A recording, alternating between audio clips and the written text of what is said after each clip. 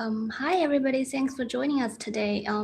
So our tutorial is the comprehensive analysis of immunology and rigor of immunogenomic research. And my name is Kerui Peng. I'm currently a graduate student at University of Southern California in California. And then here we have Dr. Victor Greiff and Melanie and Milena and also Ken together here. So we are going to present this tutorial. We divided this tutorial into 4 different parts where we have 20 minutes break in between. And then the first part will be Dr. Greiff, and he will talk about the introduction of the computational adaptive immune receptor repertoire and immunogenomics in general. And then next, I will talk about one of the tools that we have developed to analyze the TCR sequencing data. And then we will have a break. After that, Ken will discuss and introduce their tools about reconstruction and analysis of B-cell lineage trees. And then we'll have another break. And at the end, Milena will talk about machine learning or air-seq data. So we'll get started now, and starting with Dr. Victor Greiff. Yes, hello everyone. I hope you can hear me, and I will share my screen, which you should hopefully see also now. Yes, so I will give the introduction to this tutorial, and it will be about immunogenomics, and so a bit of immunology at the beginning, and then the computational tools to analyze adaptive immune receptor repertoire data. So just to get us all up to speed on the program, because I don't know if it's on the website yet. So these are the objectives of this tutorial, to understand the basics of immunogenomics with respect to disease diagnosis, discovery, and vaccine development. Then the computational analysis of data, and then some tool tool exhibitions. And so I will give the introduction now. So all the times are in universal time. So I will now be speaking for like 45 minutes. You will also be able to ask questions. Then there will be a break. Then we will do something about metrics and statistical analysis via a tool called BTCR. Then there will be another break. Then we will hear about phylogenetic analysis, and then in the end machine learning. And I will try to introduce all of these topics in my talk so that you are not left in the cold before you get into the water to swim, so to speak. Yes. So as you all know, since you are in this workshop, the adaptive immune system is kind of like a recording studio of each immune event that we encounter over our lifetime. And by immune events, I mean bacterial infection, any kind of disease, autoimmune disease, for example, and or vaccination. And these immune events and this immune history is encoded in our immune memory, which is composed of T cells and B cells, and more specifically, which we are now most interested in, T-cell receptors and B-cell receptors.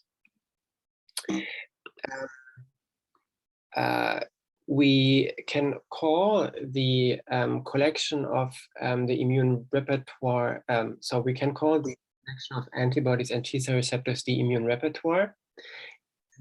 And, the diversity thereof is about 10 to the 13 or higher. We don't really know, but it's immense. And this collection records, this collection records our current and past immune status, antibodies, and also now more and more knowledge about T cells are very important for vaccine protection. You all know monoclonal antibodies and CAR T cells, and also T cells are becoming or have. Maybe are the autoencoders a better option for this type of analysis nowadays? So I think we can have questions via the chat, but please everybody mute right now. Thanks so much.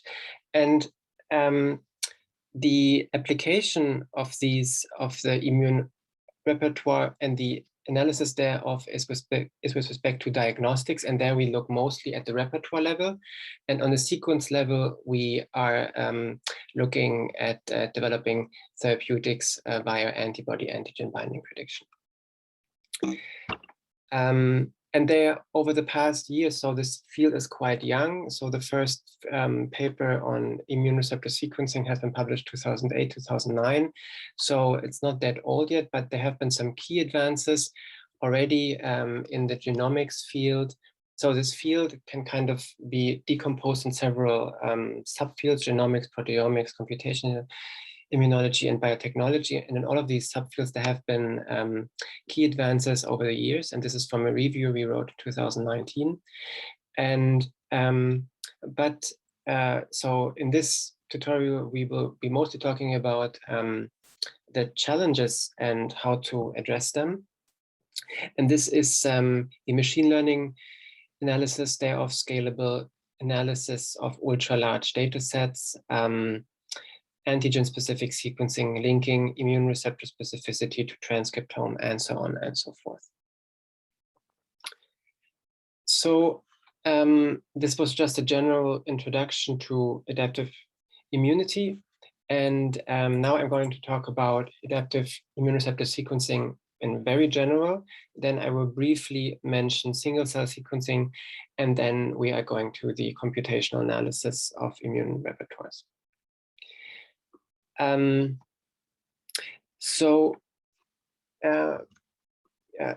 B cells and T cells, or so I will always call B cell receptors and antibodies interchangeably. It's not really correct, but for the purpose of this tutorial, I think it's fine.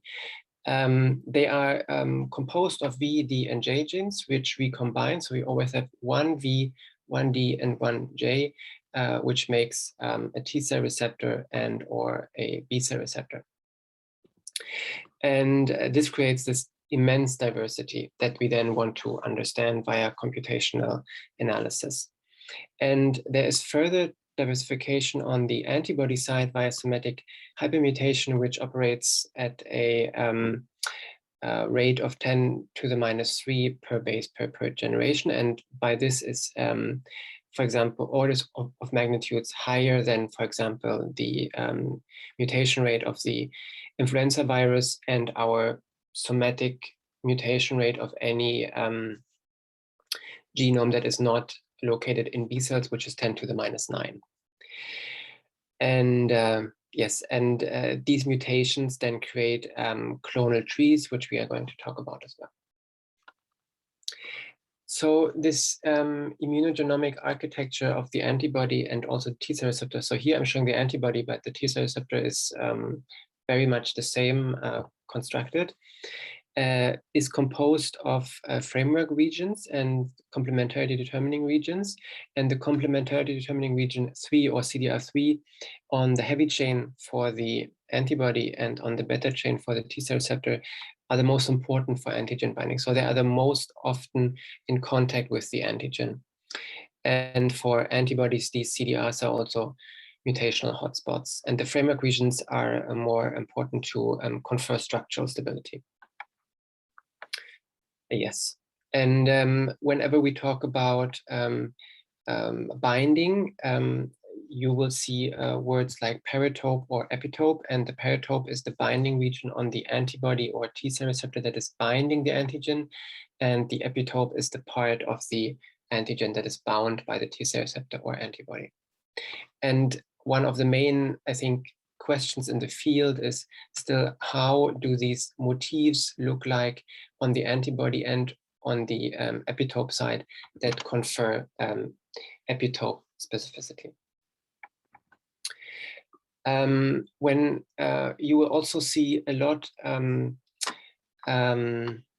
words like clonal lineage or clonotype or clones. This is kind of a minefield in the air field. So, and probably Ken will talk more about this. So a very general definition of a clonal lineage for antibodies is when we have a naive B cell and it starts to hypermutate in the germinal center, you create these child B cells that are mutated, and the parent cell and the child cells then create a clonal lineage that is thought to be related to antigen binding and the extent of selection and so on and so forth. I will talk a bit more about this, but I think Ken will also talk more about this. And there are several tools to infer a clonal lineage or a clonal family. And these are mentioned here. You can go there after the talk if you're interested, but they're mostly based on a sequence similarity. So you're trying to find then a cutoff between very similar sequences, which most likely belong to one family, and very dissimilar sequences, which most likely belong to another clonal family. And there have been published different methods, for example, by the Kleinstein lab, but also many other tools that you see here and that are also listed in this under this link. So the general workflow of adaptive immune receptor sequencing, or AIR-seq, is that you isolate T and B cell populations of interest, so either by flow cytometry or magnetic cell isolation or just PBMCs in general. And then you amplify your genes of interest, which are the T cell genes and the B cell receptor genes via PCR, for which there exist many different library preparation methods. And then you perform sequencing, and then single cell or in bulk, and then comes the bioinformatic analysis, which we will be mostly talking about in this talk. And I forgot to mention, I also recorded in April a video for the AIR community. So if you just go to the AIR community YouTube channel, you find a longer version of this talk, which also goes into the into details about the experimental challenges and advances. So once you have received your NGS data, the first thing is that you annotate your data with V, D, and J genes and the CDR3. So you want to now know where are the framework regions, where are the CDR stretches, and where's the CDR3, and that can be done via annotation software, which can also be found here. One of the most popular is MyXCR, but there exist also IMGT, IGBlast, and so on, which we have compared here in 2015. I think one of the major things to remember about VDJ annotation is that the inference of the V gene, which is here in red, and the J gene, which is here in yellow, is quite easy and can be done with very high accuracy. Whereas the accuracy of the inference of the D gene remains problematic because it's being chopped up during the VDJ recombination process. So the assignment of the D gene, one has to be a bit careful, whereas for V and J genes, I think it's most of the time it's quite accurate, unless those regions have been mutated a lot, then there can be some difficulties. Yes, so once we have also jumped across the annotation hurdle, you are basically there with your data, and then you can ask yourself, what do you want to look at your data? So what questions do you want to answer? And of course, everybody has their own questions, but one of the general questions that are answered in many papers is looking at sequence similarity or clonal architecture, phylogenetic analysis for the antibody part of the AIR-seq field, clonal evolution also for the antibody part, clonal expansion for B cell and T cell, and also one of the main or diversity, which is one of the main things that people look at, and also overlap across individuals or cell populations. It's one of the most popular types of analysis, I would say. One of the difficulties in the field is looking at antigen specificity, since there exist still experimental challenges to really screen in an antigen linked fashion immune receptor sequencing data. So for that, people have come up with at least depositing antigen specific data into databases such as EDJDB, Abysses, IDB, or MCPass TCR.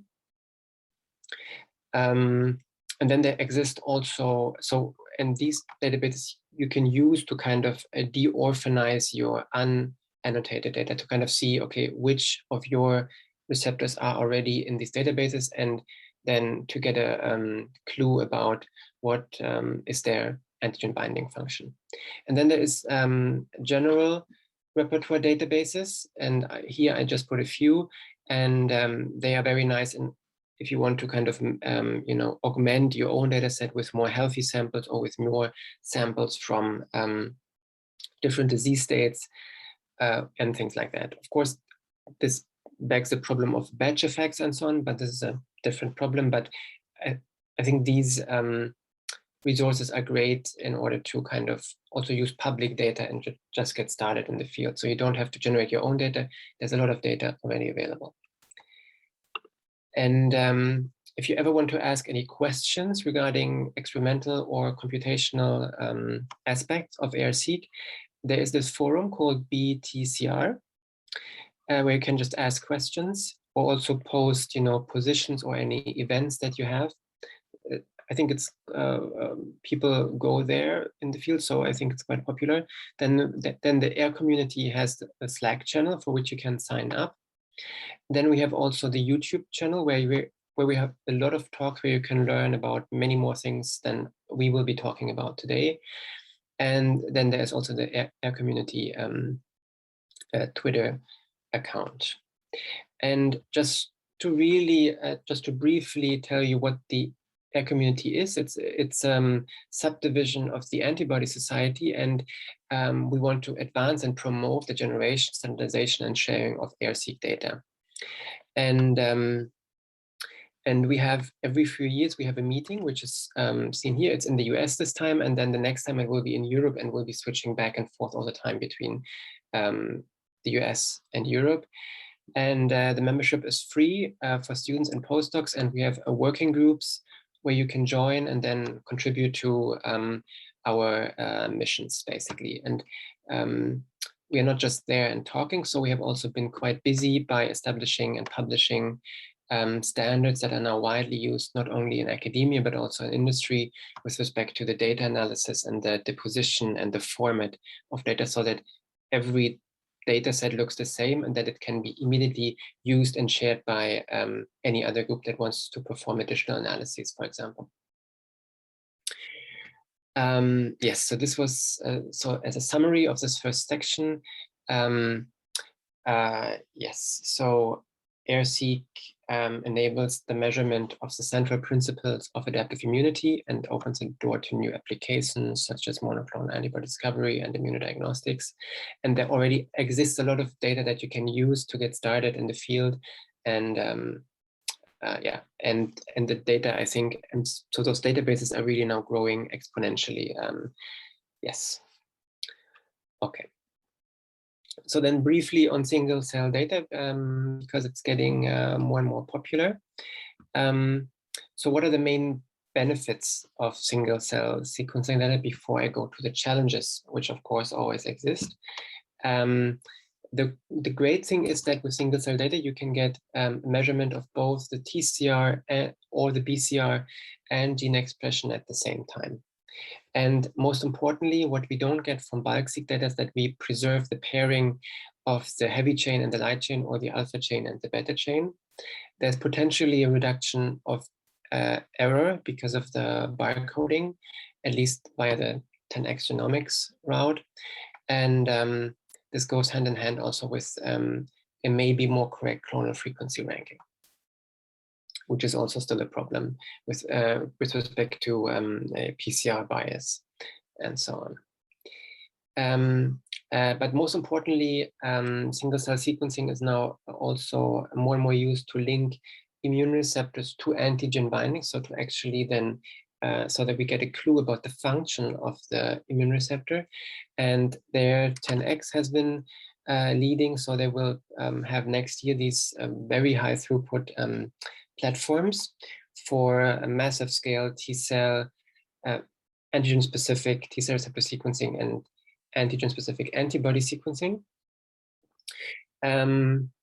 There has been, for example, several advances prior to that. So for example, by the Georgiev lab, this LibreSeq platform.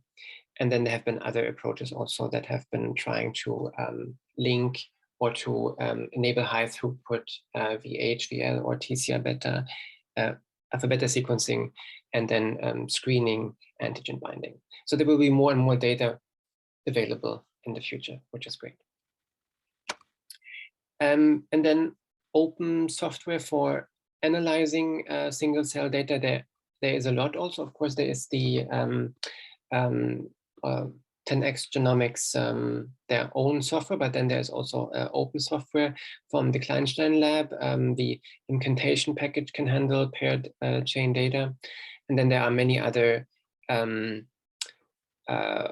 frameworks, which I'm not going to go into detail. They have all several benefits and balance each other with respect to their gaps. For example, a platypus can look at transcriptomes and immune receptor at the same time, but so can many of the others. So it's mostly differences in speed and handling and kind of how the software is engineered. So you're welcome to check those out.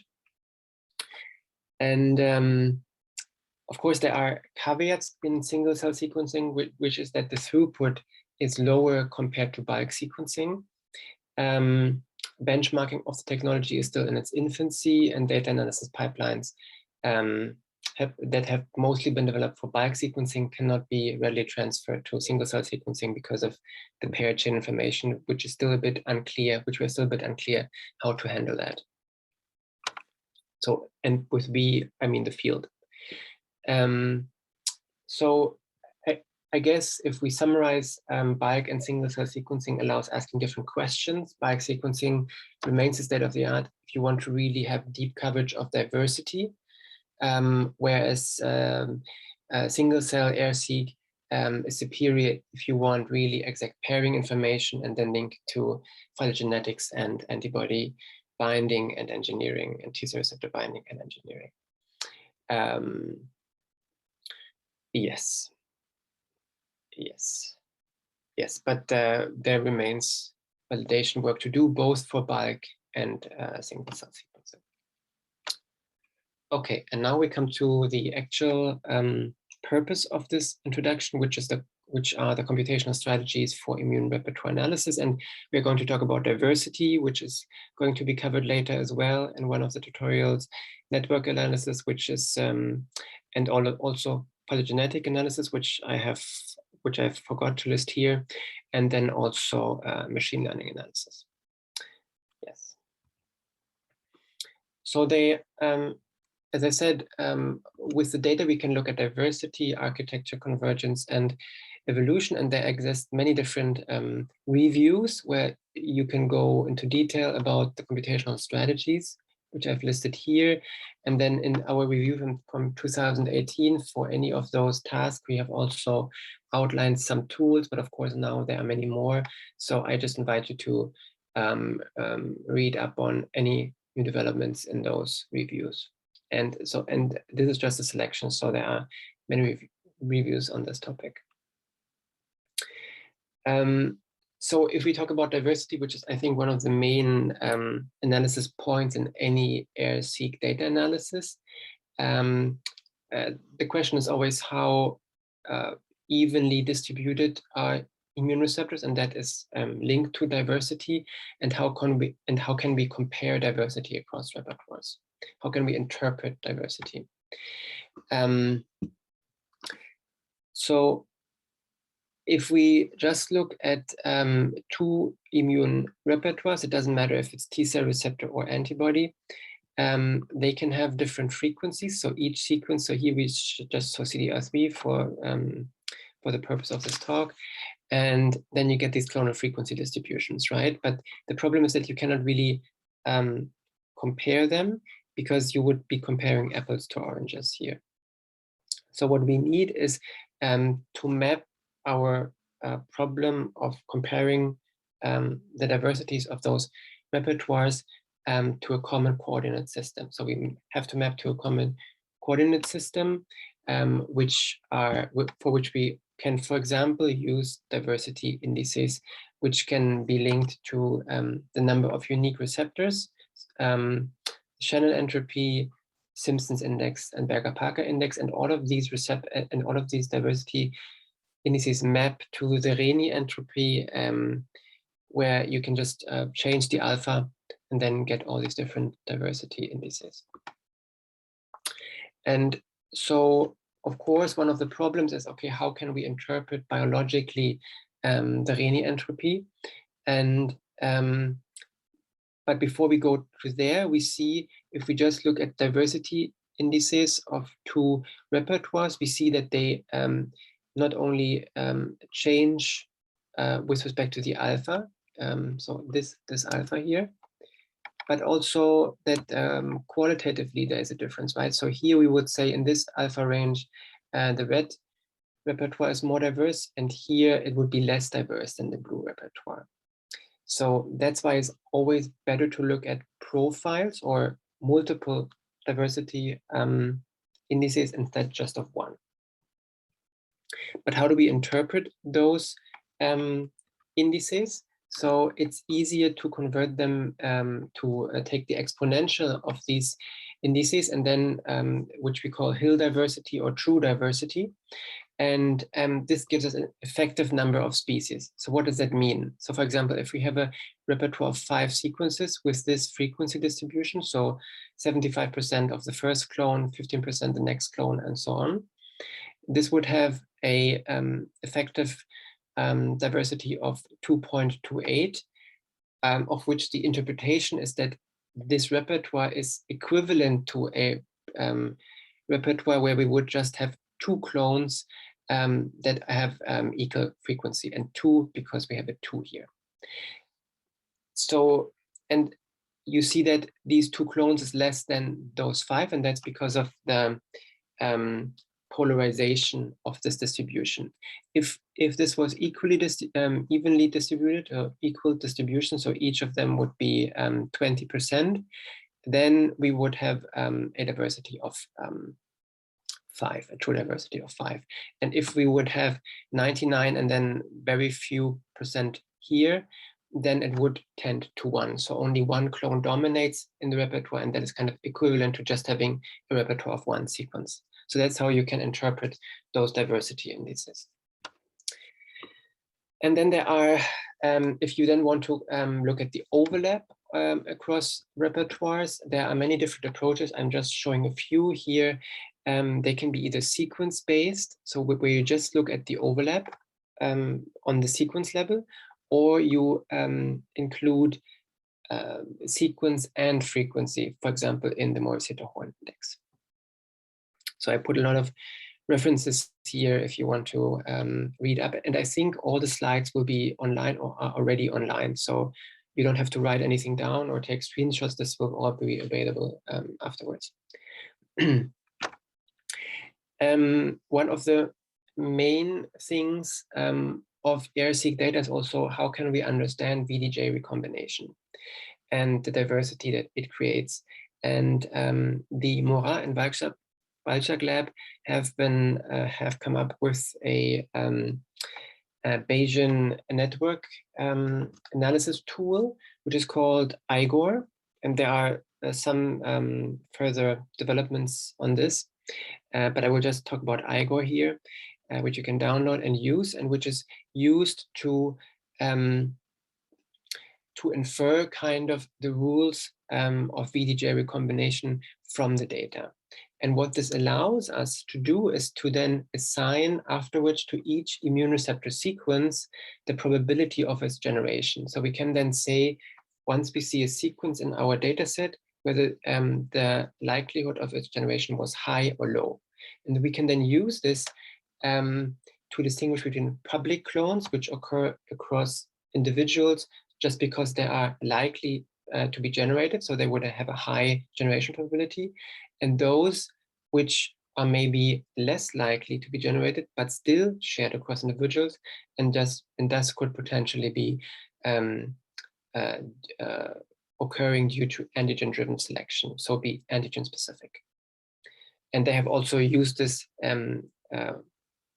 with this purpose to find antigen-specific clones in several papers that I showed here and follow-up work.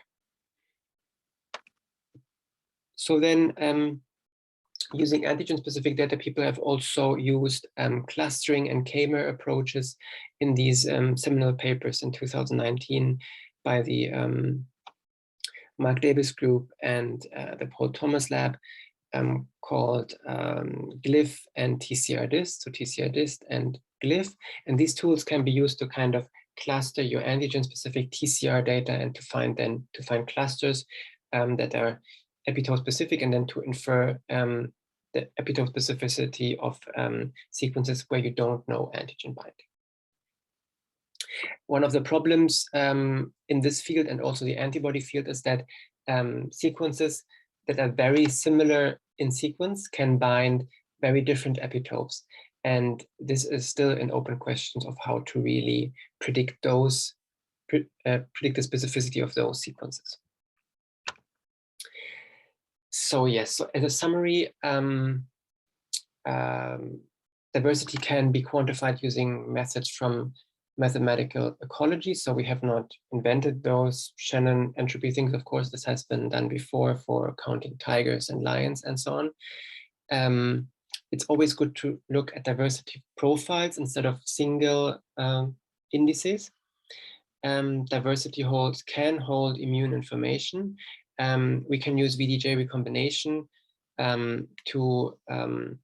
VDJ recombination statistics to infer generation probabilities of immune receptors. And then, yeah, repertoire overlap can be quantified from several perspectives and can also be leveraged for predicting antigen binding of specific sequences. So then we're briefly going to look at networks, where we want to look at the sequence similarity. So a network is always shown like this in the AR field, where you have sequences as a node, and then the link is the sequence similarity. So for example, these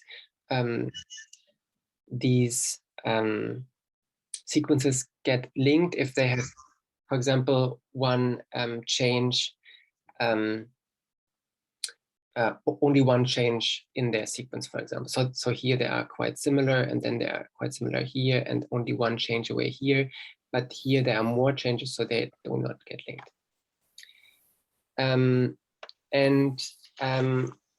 How you can construct these networks is via making computing 11, or for example, 11-Stein distance matrix. So you need distance matrix, and from this distance matrix, you can then infer the network. This is computationally quite extensive, so you need very efficient approaches to infer networks of the size of 10 to the 5, 10 to the 6. Yes, and this was very brief. You can read up more on that, but since there's no tutorial on that, I will not go into detail. But just very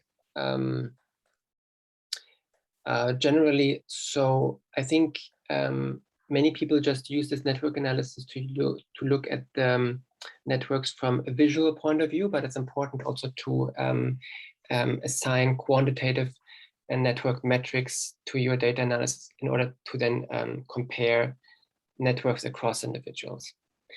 And yes, so large networks requires high performance computing, and we have addressed this problem, for example, in this Nature Communications paper from 2019.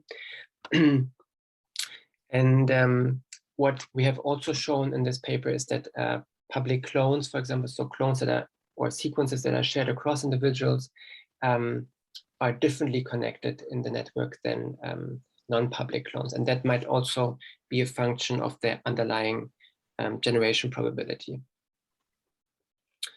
But this remains to be further investigated, I guess. So then phylogenetics, which is a big part of antibody sequence analysis, but not T cell analysis, because T cells mostly do not somatically hypermutate. And the goal is here to infer evolutionary relationships between antibody sequences and to visualize and quantify diversification of clones within a lineage and in response to antigen. So we want to detect selection, detect and quantify dynamics of affinity, maturation, and for example, a use case would be the reconstruction of the evolution of broadly neutralizing antibodies, such as, for example, done in these kind of papers. You can use different methods for phylogenetics, so for inference of the tree. I'm not going into detail as well either, but we have previously shown that the choice of the method impacts the topology of the tree. So there is some care should be taken when one interprets these data. But you can also, then there's also a program called a beast, which can be used to infer the duration of the evolution and of the somatic hypermutation rate. There's been also previously to this paper, people have mostly performed phylogenetic analysis only on the sequence level, but not incorporating the frequency of the sequences. And this was one of the first approaches which has kind of merged genotype abundance, so B cell receptor abundance and sequence in the construction of phylogenetic analysis. Yes, and this work has then been extended further to also kind of look at how is affinity propagated in a tree. And on the right, Ken has looked in a recent preprint on statistical methods of how we can characterize migration, differentiation, and isotype switching along B cell trees here, right? Because of course, sequences switch, and how can we then kind of compare trees and kind of assign statistical significance to these biological phenomena. But I think he will talk about this in depth also. Okay. So yes, and as a summary here, there exist many methods, but one should take care because sometimes trees can be different from method to method. So it's always good to talk to an expert, I think, if you want to do phylogenetic analysis. It's not as easy as it looks.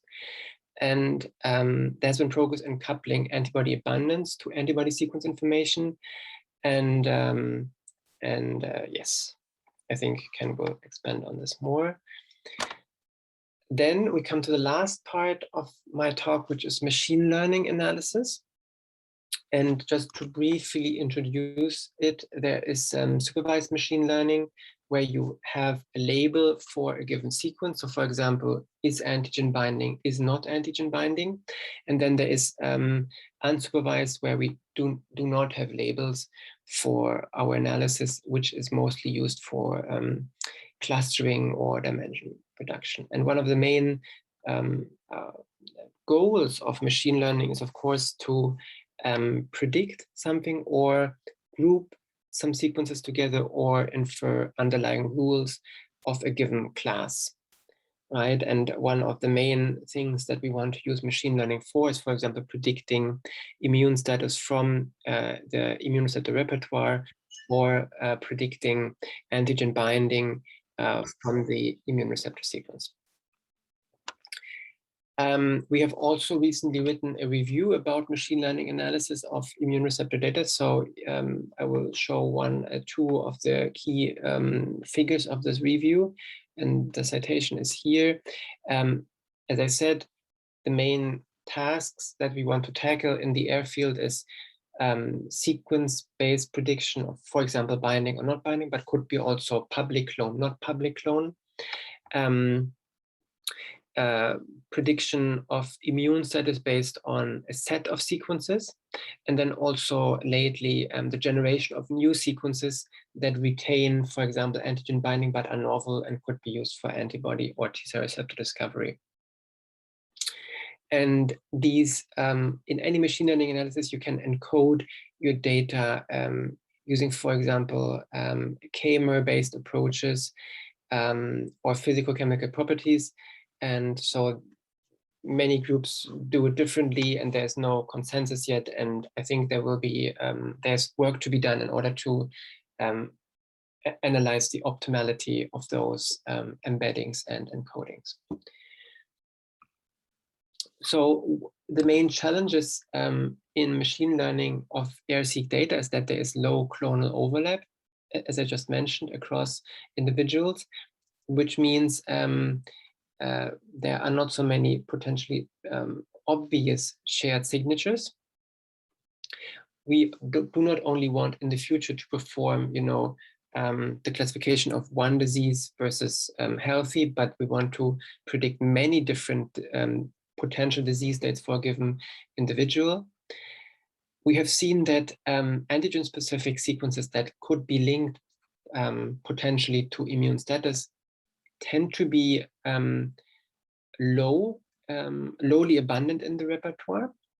There is polyreactivity, so immune receptors can bind different antigens, and or very similar immune receptors can bind different antigens, and the same antigen can be bound by different immune receptors. The signal, the immune signal, is distributed across the frequency, the sequence, and the structural space. There exist potentially confounding factors such as MHC or sex, and it remains a big open problem of how we can really aggregate different data sets from different groups together, and so to get by getting rid of batch effects or any technological effects. This is not only a machine learning problem, this is a general problem in the airfield. And so there have been many different approaches published already with respect to a ground truth sequence data generation in order to make really large data sets in order to benchmark immune receptors, with respect to prediction of immune state, a prediction of antigen binding, and also generative modeling of making new sequences based on a training data set. You can just read up on those ones. Yes, and here are just some of those papers, which are mostly either repertoire by sequence based, but some are also hybrid. Then I think one of the things that are not talked about so much is actually the how do we define accuracy?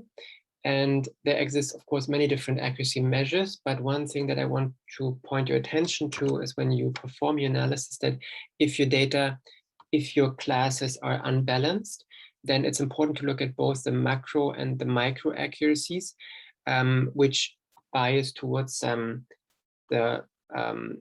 those classes which have more items or less items, depends on which you want to use. And ideally, you want to optimize both macro and micro accuracies. Yes, so of course it's very hot to perform deep learning in the airfield as in any other field, I guess. And there have been also some approaches with respect to deep learning. I'm just showing a few, but there are many more with respect to predicting binding and not binding, paratope prediction, paratope epitope prediction, and immune repertoire analysis. I guess one of the big problems in the field with respect to deep learning is benchmarking of these models, representation, and feature recovery, by which I mean interpretability. So in order to actually extract the underlying rules that the deep learning approach has learned, so that we can actually advance our biological knowledge also. So we have been, over the past 2 years, working on a platform that kind of brings many machine learning tools together in one platform in the effort to standardize and streamline AI machine learning analysis. And this platform is called ImmuneML, and this is what Milena will talk in her tutorial today about. And it addresses these technical challenges that I listed here, that codes are kind of, so everybody uses their own code, and so on and so forth. And our code is, enables the reproducibility. We have a UI also for immunologists or experimental biologists, which are not so deep into the machine learning literature. Our platform is extendable and can be deployed on many different platforms. And we also, most importantly, allow interpretability analysis of the models that you have trained. And that, of course, it can be used for those 2 main use cases, but also for benchmarking. And we have recently used this for benchmarking machine learning approaches on the repertoire level, where we trained a very large number of models and then compared them with respect to their prediction accuracy as a function of how we generated the immune signal. So much more work needs to be done on the benchmarking side, we think, and ImmuneML is a very nice tool for that, but also for answering biological questions. Yes. So these are just some considerations that one can use for if you perform machine learning analysis. So for example, in order to test really the robustness of your classifier, it's good to show that with label shuffling that your classifier then breaks down.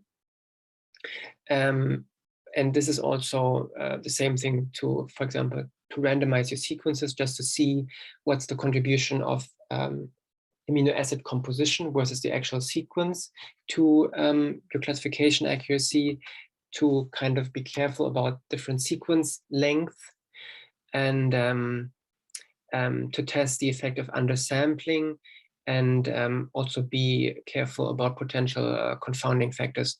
And I'm saying that very lightly, but it's actually quite an open problem of how to incorporate confounder analysis or causal analysis in the air field. So this is a very important open problem. And with that, I would like to summarize also that we can use machine learning for classifying, predicting, and generating immune repertoires, both on the repertoire level and sequence level.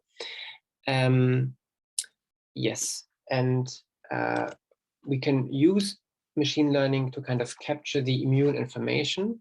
How this actually needs to be done is an open problem.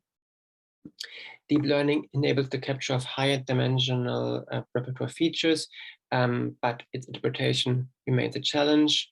There's further work to be done also on benchmarking different tools and also causal analysis. Yes, and here I put just some general outstanding questions, not only machine learning, but in general for the air field, especially from the computational analysis. And my personal view is that we need to standardize experimental protocols in order to be able then to merge them for the computational analysis. We need a large-scale antigen annotated data. We need to merge sequence analysis with structure analysis. We need to further our knowledge on how we can actually use paired data and the interpretability of computational approaches, but especially machine learning approaches, remains to be further investigated. With that, I would like to thank my group and our collaborators which have contributed to the content of these slides. And just to get us up to speed, again, it's now in this time schedule, it's now 15:52. We would have a break until 05, so yeah, 13 more minutes. Then begins the next tutorial, and so on and so forth. Yes. So with that, maybe before we go to the break, I can answer questions. Maybe that could be a good idea. Are there any questions? Yeah. Actually, there is a question in this chat box. It's it says, what is the difference between repertoire and the sequence data? That's a very good question.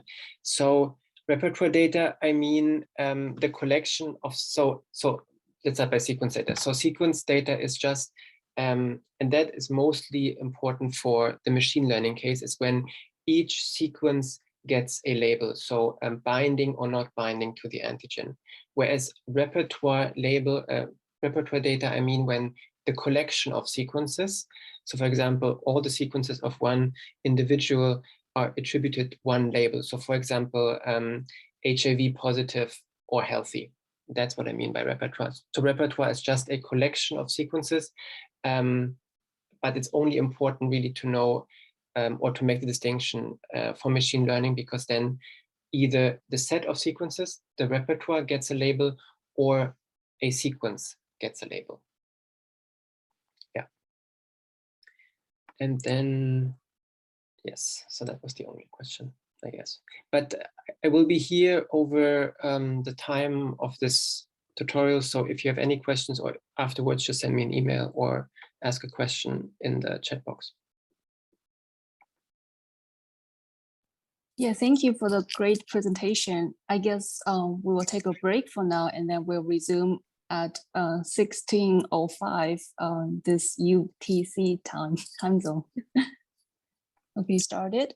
So my session will be 30 minutes long, and then yeah, my name is Kerui Peng. I'm currently a graduate student at the University of Southern California School of Pharmacy, and then today I'm going to show the demonstration of one of the tools that we developed. Is called BTCR, where is a comprehensive platform for TCR-seq data analysis. We are using interactive notebooks, which we believe this notebook can facilitate the reproducibility of immunogenomic research. So first is a brief overview or a brief graph shows the TCR-seq analysis workflow. As Dr. Greiff mentioned before, so first we'll start with the DNA and RNA samples collection, and then we'll use TCR-PCR to make multiple copies of DNA or RNA. And then we'll go through the library preparation and the TCR sequencing. And then after the sequencing result, as probably we all know that the raw sequencing result is really hard to read as a human being. So there's some tools developed for analysis to kind of convert those sequencing data to human readable format, which I listed two here. One is called BTCR, and the other one is immunoseq. So what what those tools can do is they can process the raw sequencing data, and then it can perform this VDJ gene mapping and also the T-B cell clonal type assembly, where it can translate those this raw data into human readable format, where it shows a table consists of VDJ rearrangement, where you can see VDJ genes and also their quantity, which I did not list it here. And so on the other hand, for the immunoseq, this is a commercialized product which is developed by a company called Adaptive Biotechnologies, where this company, they do the sequencing and also they do the do the result as the analysis the result as well. And then after, so even though we get or we receive this human readable format, it's still a little difficult because usually they consist of many rows or many rows, and then so we still need tools which we also usually call post-processing tools, where we will get the different TCR-seq metrics that we are interested in, such as one of the tools that I'm going to talk about today is called PyTCR, which this tool can does all sort of different types of analysis, and also the VDJ tools and also ImmunoArc. So next, the data sets that I use today for demonstration is a COVID-19 data set from adaptive immune race study. And then here is a link to their to the website where you can download the whole data set, and also uploaded I think 2 samples in the Google Drive that we shared with everyone who attended the meeting today, and also so you can see the format of those data. And then this data set consists of 50 convalescent COVID-19 patient samples collected at Bloodworks Northwest in Seattle, United States. And also this data set, it includes not only the sequencing data, but also the demographic and clinical features, which include age, gender, smoking status, ICU status, and blood type or ethnicity, race, height, weight, and hospitalization status. So in this demonstration, I use the hospitalization status as the, I guess, as the criteria to classify this patient into different groups, where one group has been hospitalized, the other group has not. So let's get started. So I just want to show how we can get started. So basically, this is a GitHub repository for all these notebooks where we developed. So there are 2 options. I guess for people who are really familiar with Unix or Linux or command line, you can easily clone this GitHub, where actually the link that I typed here is the previous repository. And then actually you can use the one that I showed here is our lab repository. So it's relatively easy. So you just need to git clone. And then after you clone this, you can type in this Jupyter notebook where you can open up the notebooks inside where you can conduct the analysis. Yeah, I'll type in the link later in the chat. And then here is another version of where you can get started. For people who don't have a strong, I guess, computational background or have never used this command line before, you can actually use that using the Google Colab as well. This is a free platform for everyone who has a Google account. And then I think it's relatively similar as well. So you just need to click New here in your Google Drive, and then where you can click More here. And then after you click More, there is a Google Colaboratory where you can open up this option. It will load. And then after you open up, this actually is a notebook as well. And then you can click File, where you can import your own file or import from GitHub page or repository. So here you can click Open up, like upload a notebook, and then you can click the GitHub, where you can just type in this link or the GitHub page that I will later type in the chat box. And then, yeah, it's relatively easy. So you will just show all the notebooks we have in the repository. And then after that, it will load this notebook. And then you can copy to your own drive where you have the full control of the notebooks for different types of analysis. So this is a copy of the basic analysis. So you'll have the full control of it, and you can change the parameters as well. So this is, I guess, 2 ways you can get started. And then next, I'll just show different types of analysis. So so far we have developed 6 types of analysis, and actually we're currently still trying to incorporate more types of visualizations into the analysis as well. So the first types of analysis, or the first notebook, is we call it basic analysis, where it will summarize the some basic statistics of the of the TCR repertoires, such as the number of reads, number of clonal types, and then the mean frequency, and anything else. So next, I'll just show actually how you run these notebooks if you are not really familiar with those. So here actually I showed this is my local computer where I open up the Jupyter notebook. However, if you want to do it in the Google Colab, it will be a similar scenario, similar situation. So I just need to click notebooks. And then after I click on the basic notebooks. And then so here actually, in order for the users to understand what actually going on in each step, we have made comments and also the list of the steps where you can follow the steps to do the analysis. So the first step basically is import the Python libraries. And then the next step is to load and read the data file where we offered 3 different options. So if you are using the Google Colab, so basically you can upload the data from your Google Drive. And then if you're using the second option is also for the users using the Google Colab, so you can upload the data from your local computer and then ask Google Colab to read it. The third option is the local, using your local computer or the Unix system. So first is to import the library. Second, so here, because I'm using my local computer, so I will just run the notebook locally. And then, so I will load the data sets or the data frame in my local computer. So it will read the data file.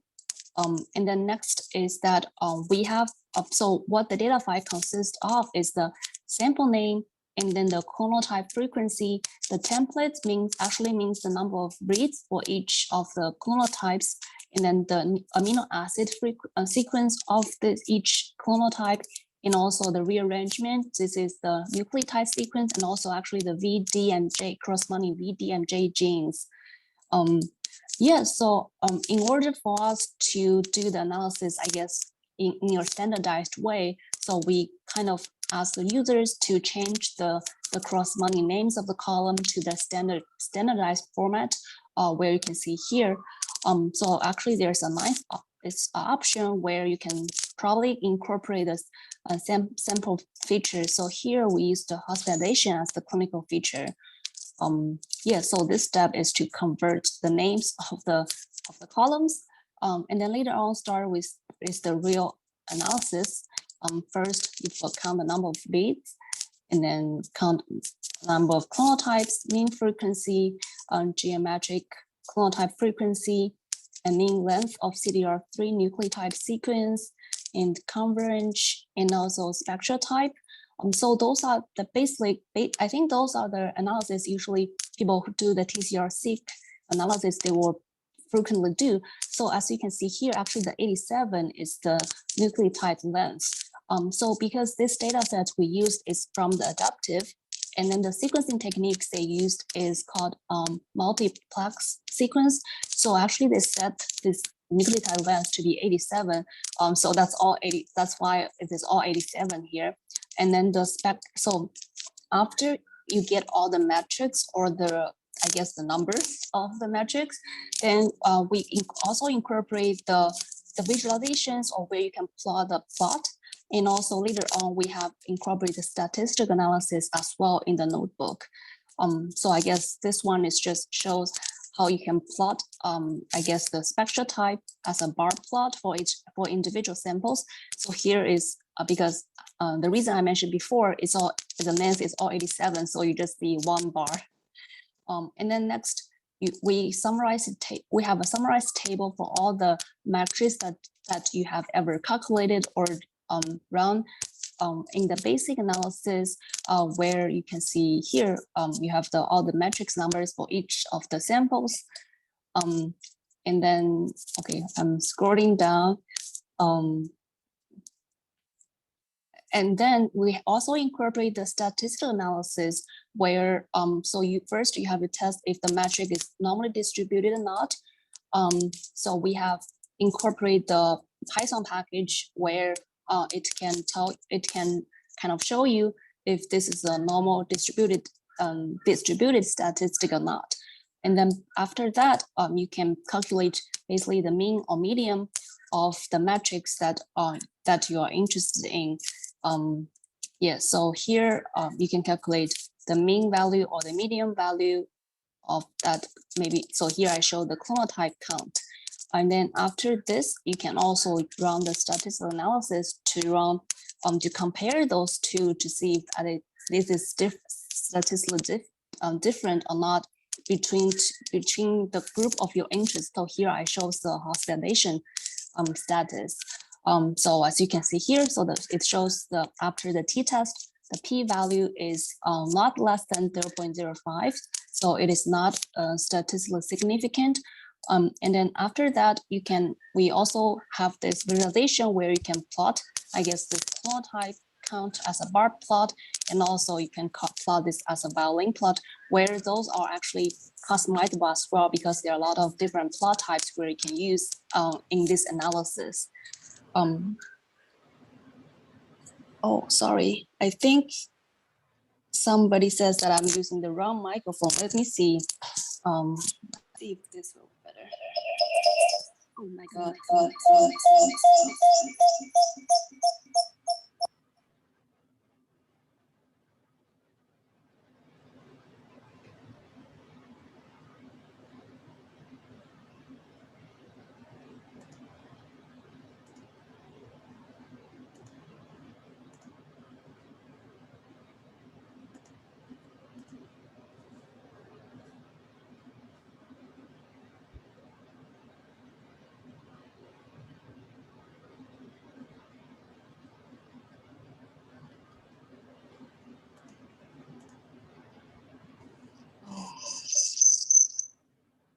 Yeah,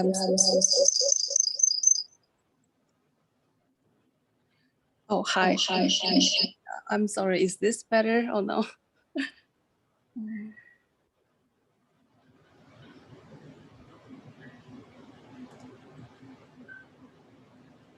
Yeah, now it's better. Yeah, I'm so sorry. Yeah. Okay, so I assume I can just get started. I'm so sorry about this. I just noticed the chat. Yeah, because actually the background in my apartment is a little noisy right now. So I was trying to use the microphone. Anyway, yeah, so I'm so sorry. Yeah, so here I will just keep continuing with this analysis type. And so this is another type of analysis where we can do is called clonality analysis, where it has we listed the most and least frequent clonal types.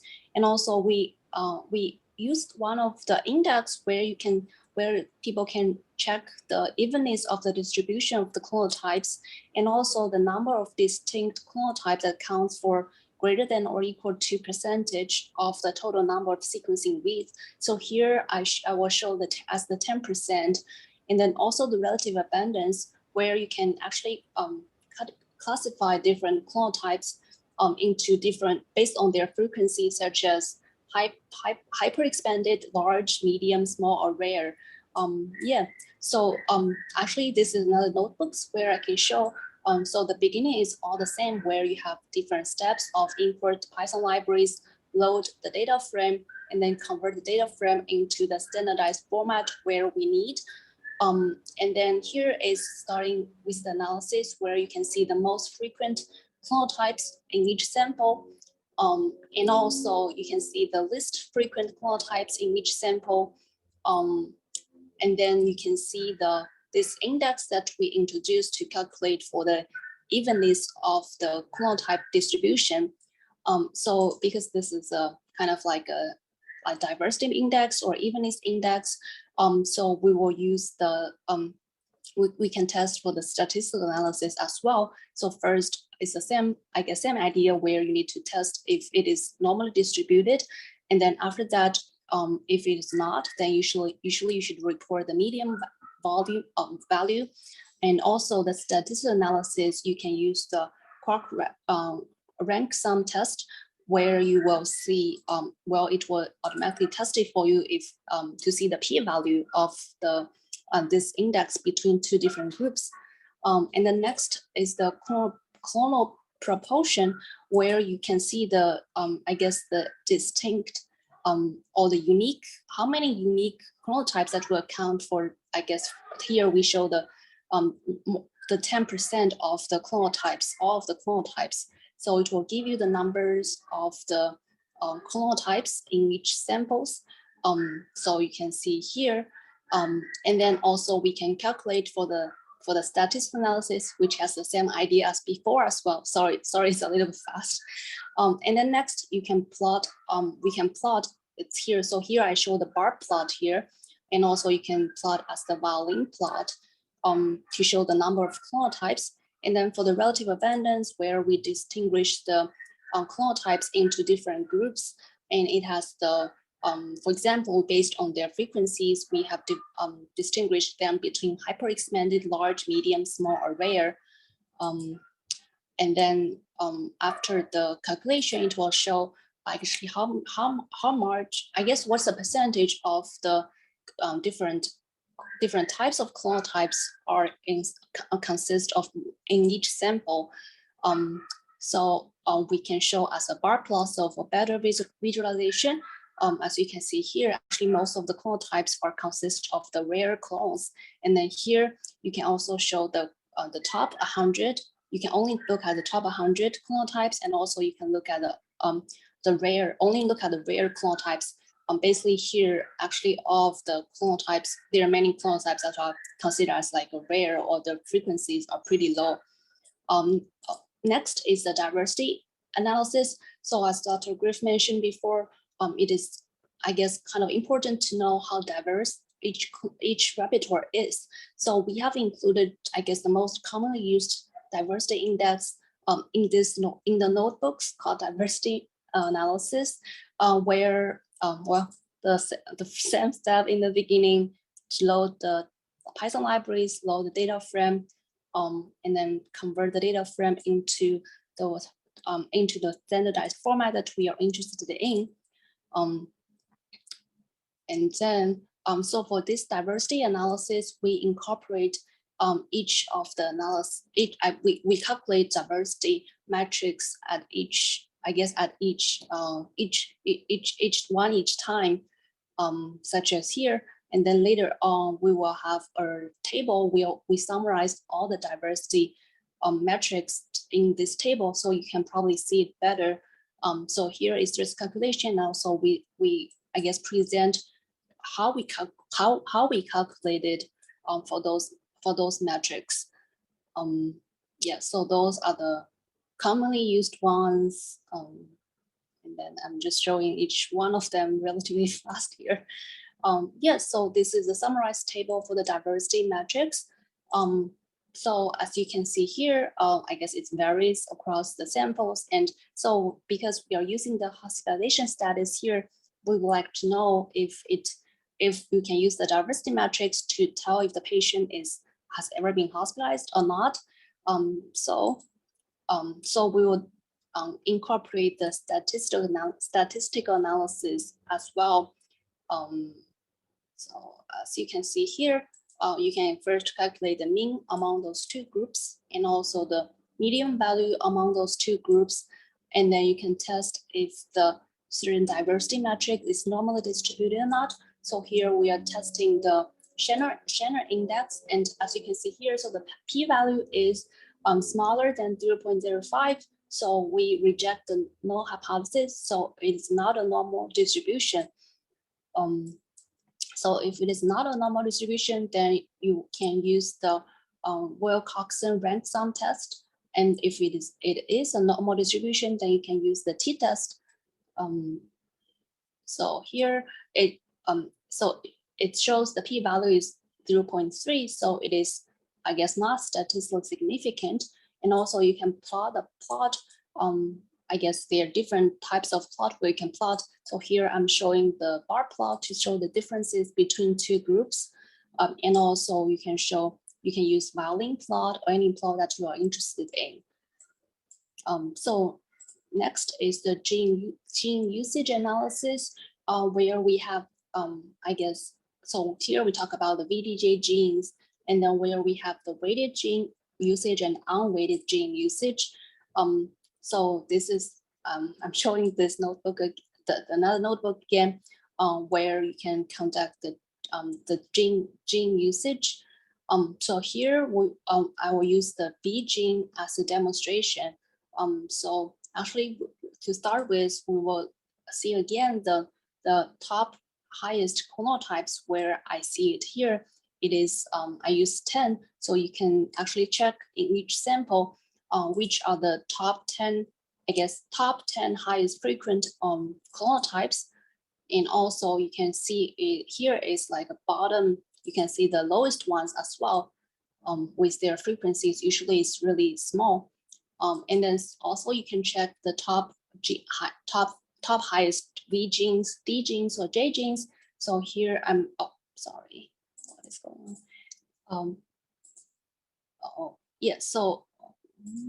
Yeah, so here I'm showing the V genes. So the top highest frequent V genes among each samples. And also we can show the lowest ones among each samples. And then next we can calculate for the V gene weighted usage, where we count the frequency as their, we basically sum the frequency as their gene usage. After you calculate the gene usage, you can see if it is normally distributed or not. And then also you can use the statistical analysis test to see if any genes are, I guess, more prevalent or more present in the hospitalized group, a non-hospitalized group. And also, so you can show here, so those are the genes, I guess, V genes that are statistically significant. And also you can plot the V gene usage in this heat map, as well as another kind of heat map where you clustered the genes that are, I guess, the frequencies are closely together or more similar together as a different heat map format. Yeah, so next is the V gene unweighted genes, where actually you don't take the frequency into consideration, but just the different clonal types. And then the idea is still the same, where you will just check if the genes are statistically significant different between two groups. And also we also has the same visualization as well. So the next is called motif analysis. So I think this one is pretty, I guess the development of this one is still early on, because what we have done so far is that we will look at the amino acid motif and also the nucleotide motif, where you can actually count the motifs in each samples. However, so far we haven't connect those into such as the binding, which the MHC groups. So I think it's probably something we will definitely try to develop in the future. Yeah, so I will just go here. Yeah, so the first is to see the amino acid spectral type, which is a similar idea as the ones in the basic analysis. And then show the most frequent amino acid sequence in the amino acid sequence length in each sample. And also it has the this is how we calculate for the motifs. Basically, right now we will just count the motifs, and also actually you can change the length of the motifs. So right now we use 6 as the length that we're interested in. So you will count the motifs in each samples to see if there is some motifs that are highly present or highly abundant in the samples on each groups. So here is how I'm just showing how you can cut the code that can calculate this. And also here it's the most abundant amino acid motifs, the six length motifs in each sample. Yeah, and then you can also, we also incorporate the plotting or the visualization part right now. Yeah, so here, so here it's just a bar plot showing the motifs of the that we detected. Oh, sorry. And then, yeah, this is just, I guess so far we can do the bar plot, or we can do other plot that we will be interested in. And then here we will show the another types of bar plot. So that's, so this, I guess, so for this is, I'm showing the amino acid motifs, and actually this is the nucleotide motifs as well. It's a similar idea. And then I guess this is one of the final analysis that we can do, where we can do the overlap analysis. So we have incorporated, I guess, all this commonly used overlap indexes. And then the notebooks are similar. And then since I'm probably will be running a little bit over time. So here, the notebooks are similar, where you can load the Python libraries and then load the data and then convert the data to the standardized format. And I think I will just briefly show one here where actually we, well, this is the preparation part, where we calculate one of the I guess metrics for this index. So here we go. You can compare between two different samples, and also well, the visualization we have so far is the heat map. Yeah, that's all, where you can see the across samples how different this I guess how different they are, or how overlap they are between two different between the TCR repertoires in two different samples. So sorry, that went pretty fast, but you can check it out, and I will send the link later. So what motivated us to try to, I guess, develop those computational notebooks for the TCR-seq post-analysis is that because we are the School of Pharmacy, and then many of the students or the researchers here, they don't have much background in the computational, they don't have much computational background or bioinformatics background. However, we generate the sequencing data, and then we still want to learn how to use the tools, or how we can actually analyze it ourselves. But we are trying to, I guess, bridge the barrier between the skills and also the tools that we can use. So here I just showed a brief comparison between the traditional tools and the computational notebooks, where the traditional tools you have to install. And then I guess in the command line, but then however, if you're using the Google Colab version, then you don't actually need to install anything. And then also for our tool is more customizable and easy to use because even though I showed it pretty fast, but then you can just run all the analysis, each types of analysis at each notebook. And also it's really easy to alter the parameters, because actually, even though I'm showing those code, I did not change anything, but actually you can change it if you'd like. So it's really easy to alter the parameters, and it's really easy to adjust the threshold of the parameters, well, versus the traditional, I guess, traditional tools where you have to, if you want to do this again, change one of the parameters, then you have to, I guess, type in the comment in the command line again, and then they will give you a result, which is individual files. And also here we have integrated everything at one place, where you can see the code, the visualization, and also the statistic analysis. And also, I think I would believe that our platform is more transparent.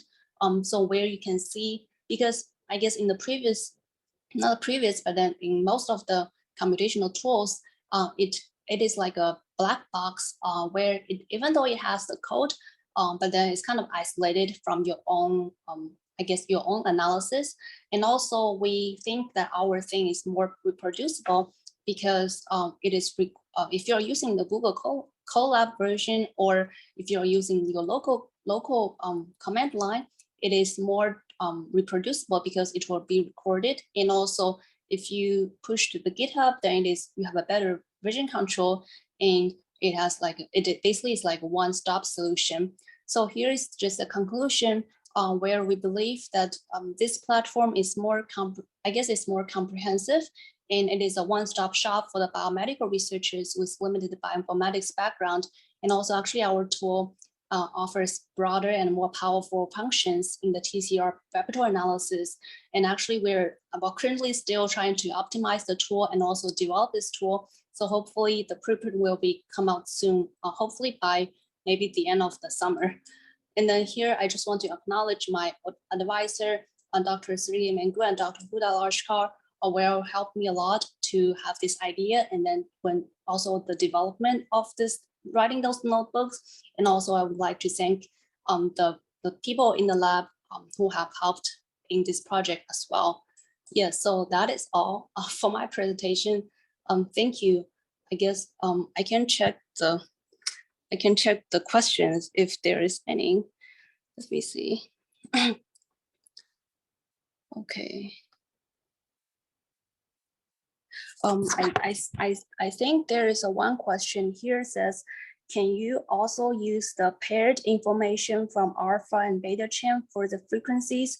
So, oh, yeah, actually, sorry, right now. So we are all this, I guess all this data that we are using, they only included the TCR beta chain for the frequencies. But I think that is a good point, because I think we will definitely look into those, because I think, yeah, I think we're actually, so for the data that we are using is from adaptive. I think when they are doing their sequencing, they are actually targeting one, like only the beta chain. So actually we currently don't have this paired information, but that is a good point.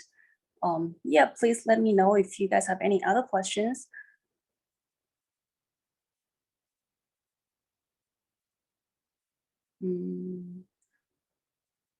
Okay, I guess maybe not, but feel free to reach out to me if you have any suggestions, or if you want to see any more functionalities of this notebook. And actually we're trying to optimize the notebooks to run faster, because I think before the version, some analysis takes some time, and then right now it is faster now.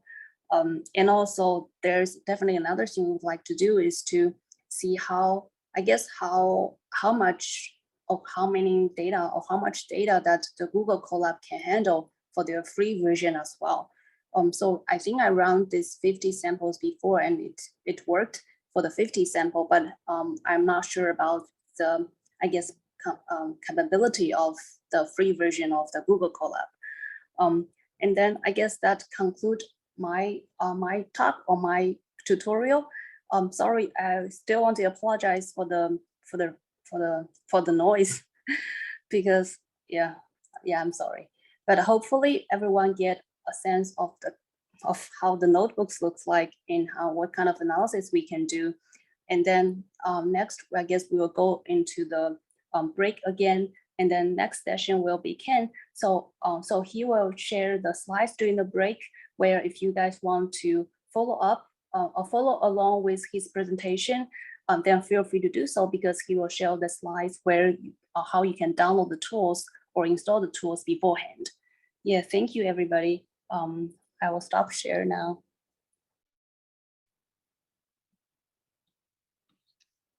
All right. Thanks, Kerui. That's a really cool tutorial. Seems like nice software. So for the next session on B-cell phylogenetics, it's designed to be interactive. So if you want, you can copy and paste commands from the PDF versions of the slides, which I think you all got, into your own R session and follow along like that. So if you want to do that, this slide, so can everyone see this slide from, am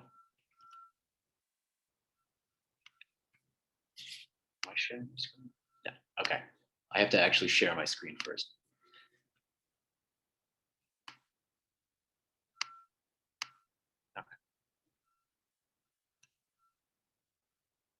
Okay, can everyone see this slide? Yes. Okay, cool. So the session that I'm going to do, if you want, you can copy and paste commands from the PDF version of the slides into your own R session and follow along like that. If you want to do that, this slide shows the software you need and how to install it. If you don't want to do that, that's totally fine. Everything in the tutorial is pre-cooked, Martha Stewart style. So it's totally up to you if you want to follow along with your own R session. So I'm just going to leave this up during the break for reference. So if you want to install this, you can. And otherwise, I'll see you in, I think, 10 minutes or 13 minutes for the next session. Okay. So hopefully everyone who wants to follow along has installed the necessary packages. If not, I'm going to be talking for a bit before we get to the actual code. So you still have time to install everything before we get to actually running code. But I think it's time to start the tutorial. So hello everyone, I'm Ken Hoehn, a postdoc in Steve Kleinstein's lab at Yale, and I'm here to talk about how to use some of our latest software to build and analyze B-cell phylogenetic trees from single-cell data. So just to orient everyone, this is an outline of everything we're planning to cover in this tutorial. We're going to start off with setting up Incantation, which is the software suite we're going to be using. We're then going to cover a bit about B-cell phylogenetics, then move to combining gene expression and BCR sequence information. We're then going to move to identifying clonal clusters and reconstructing clonal germlines before tackling how we build and visualize phylogenetic trees. And finally, we're going to talk a little bit about how to analyze B-cell trees and have particular focus on how to detect ongoing evolution in B-cell lineages. So just as a bit of a forewarning, the tutorial is meant to not just be a walkthrough, but we also go a little bit more in depth than we otherwise need to in a few topics. And you're meant to be able to follow along by entering the code on the screen into an R session. My hope is that these slides can also serve as a reference for future analysis. So there's going to be a lot of code on these slides, not all of which is necessary. And if you have issues, you can always email me afterwards. So all of the primary R packages that the analyses I'm going to talk about deal with are part of the Incantation suite, which is a start to finish ecosystem of Python and R packages designed for B-cell and to a lesser extent T-cell repertoire analysis. All of these packages fit together and cover everything from QCing the data to making figures. We also try to keep it well documented and are continually adding new features and software as new data types become available.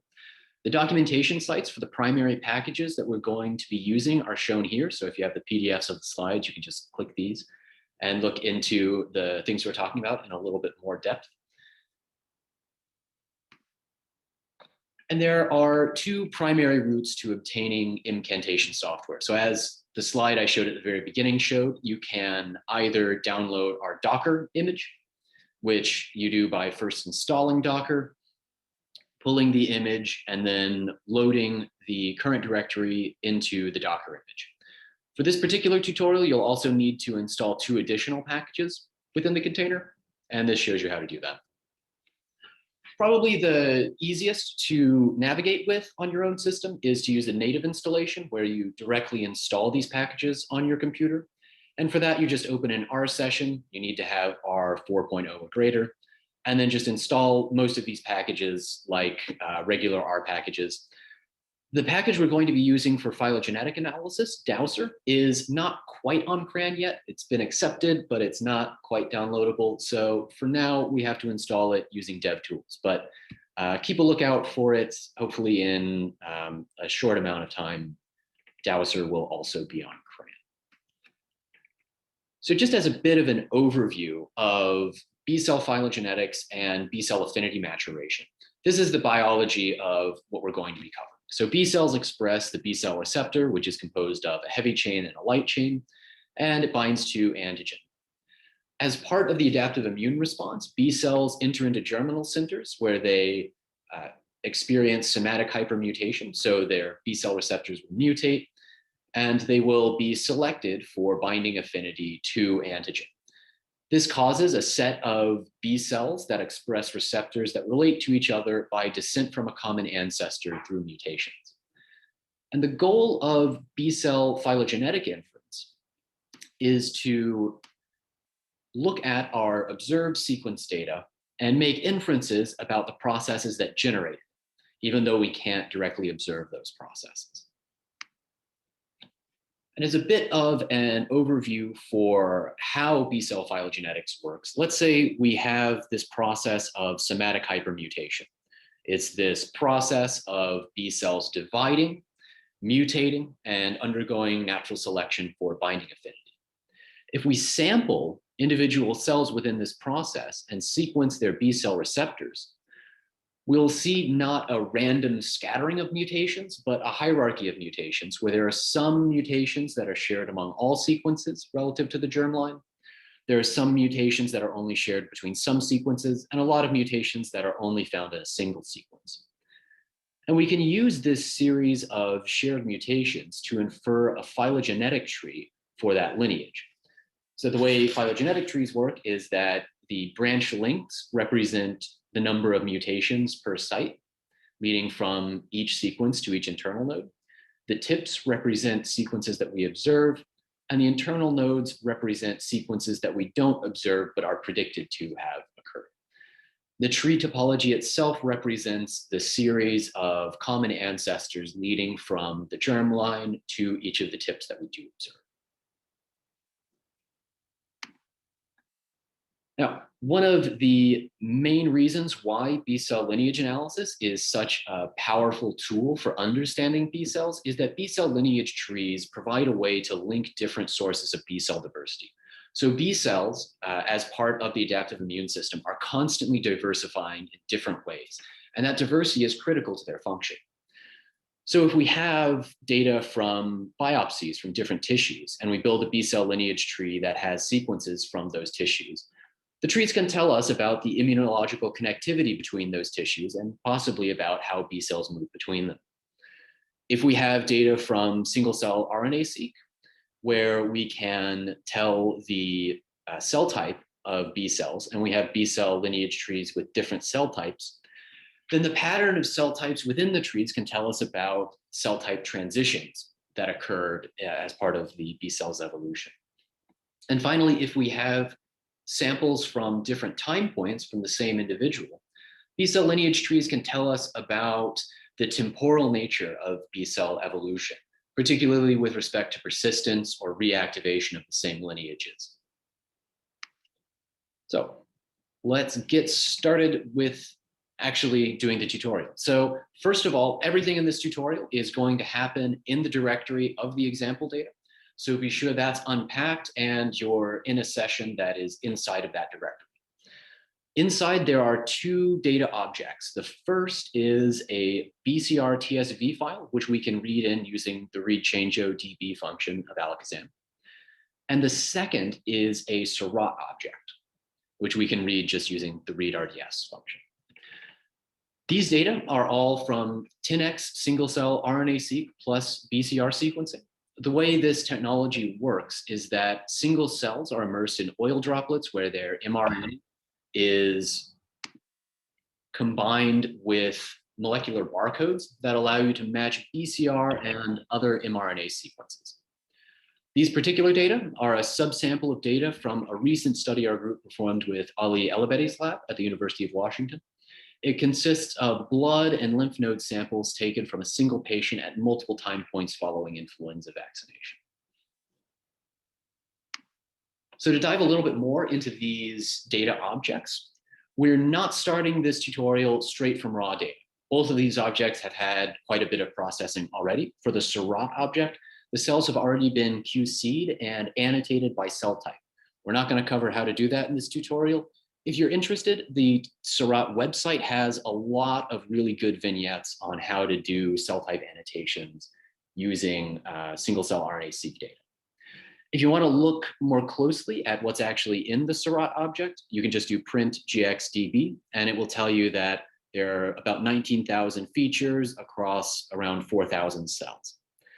If you want to look at the cell type annotations, you use the idents function, and this will just print off the first value.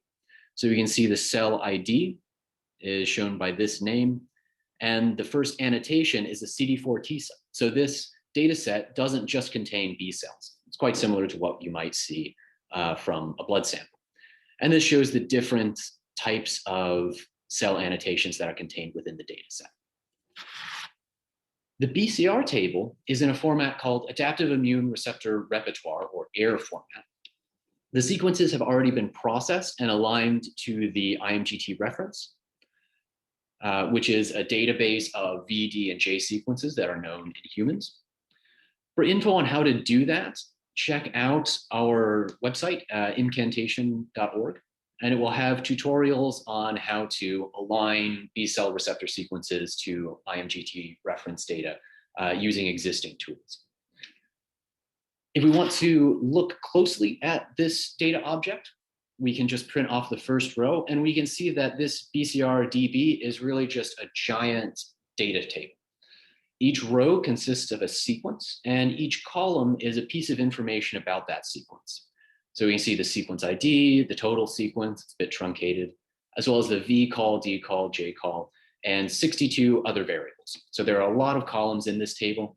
If we want to look at some of the more interesting ones like cell ID, V call, J call, sample per day, we can see that there is not only cell barcodes, but also metadata such as the day and the sample information in this data frame.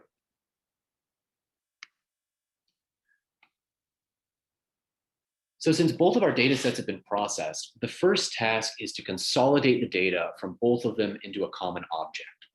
We can either bring BCR data into the Seurat object or gene expression data into the BCR object. First, we'll import data into the Seurat object by matching cell IDs.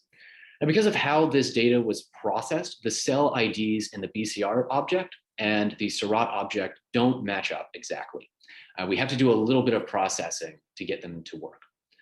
So to do that, we're going to paste the information from the sample column onto the front of the cell ID column, and then remove the trailing -1 from the resulting cell ID. So this is a step that we need to take within this particular data set. When you're analyzing your own data, this step will be different and possibly unnecessary, but it's just something we had to do to get our data sets to talk to each other. And if we print off the first value within our BCR database, we can see that it is of a similar form as the first value from the gene expression database. However, they are in a different order.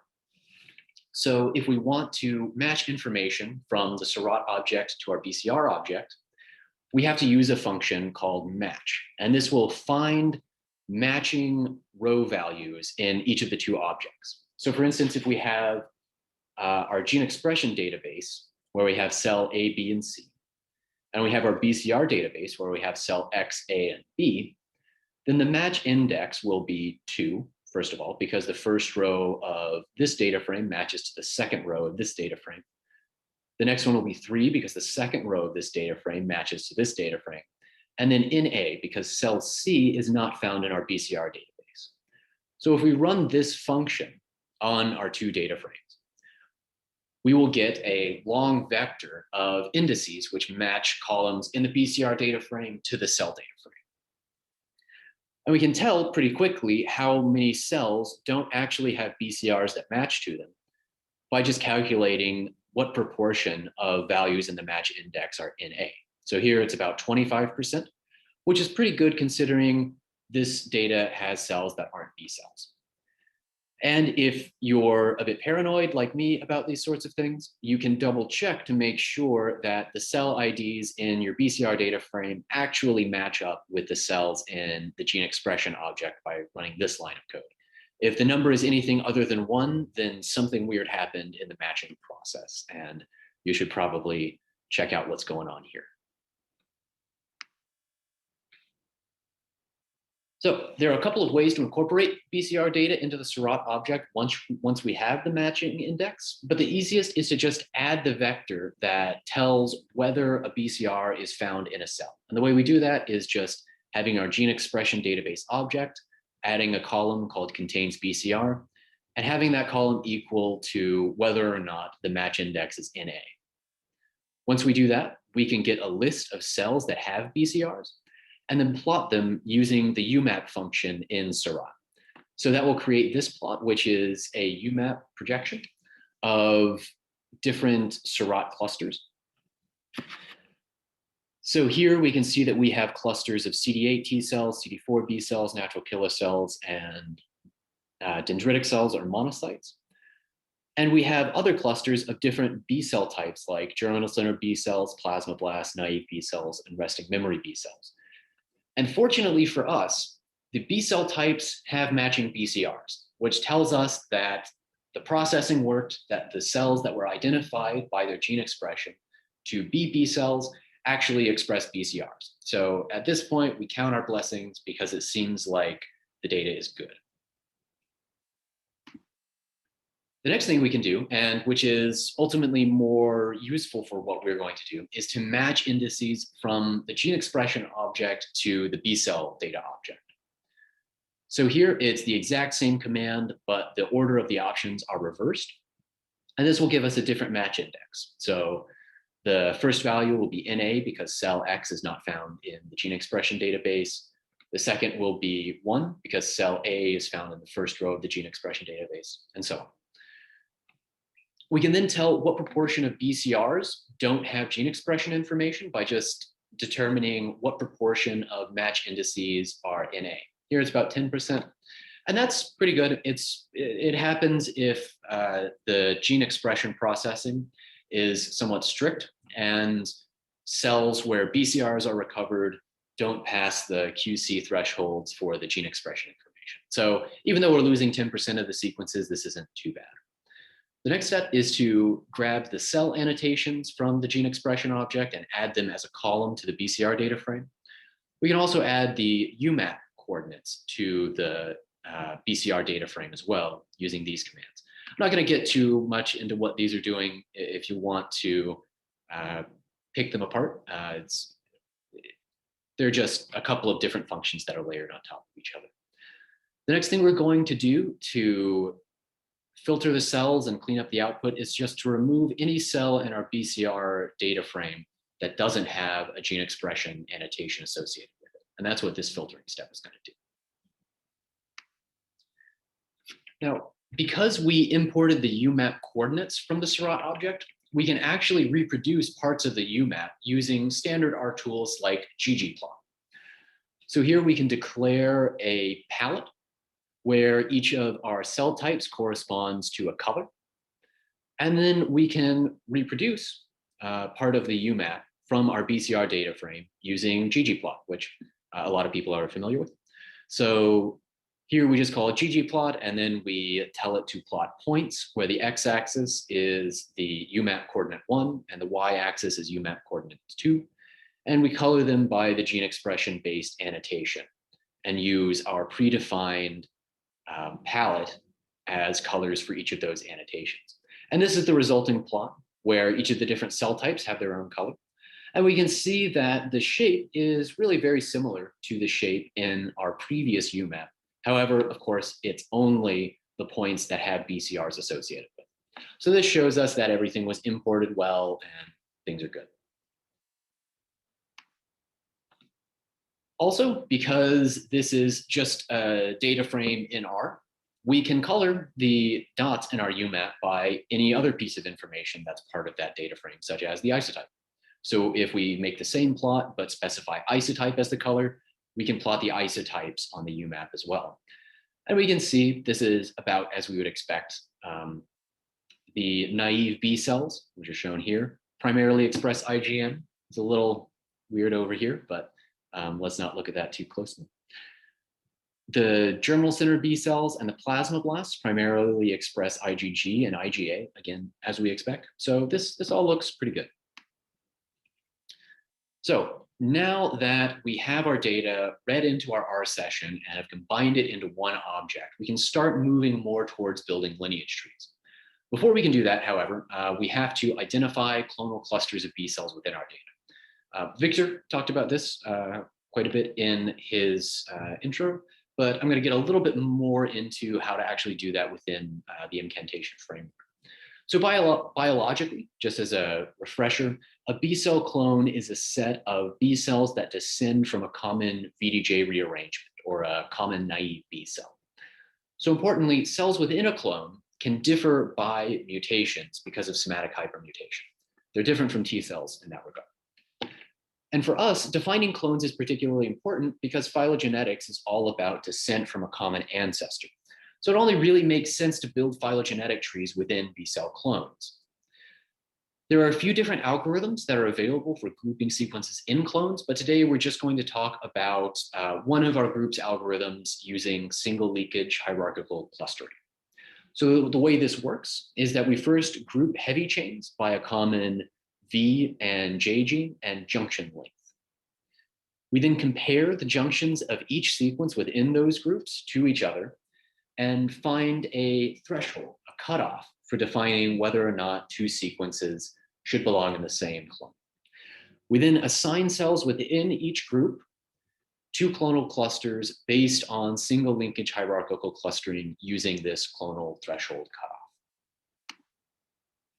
So the first part of this is to define a Hamming distance threshold, and we're going to use that to do that by using the Shazam R package.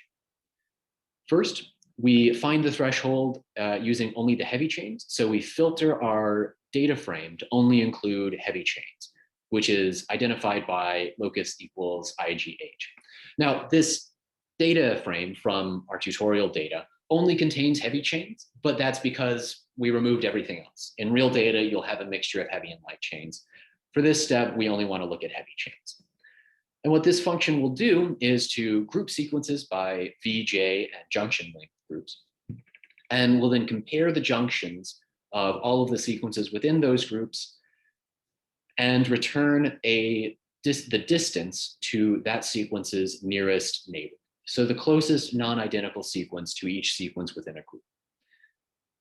Once we have that, we can plot that distribution of distances, which is shown here. So the x-axis is the distance between the sequences, and the y-axis is the density of that. And we can see that this distribution is bimodal.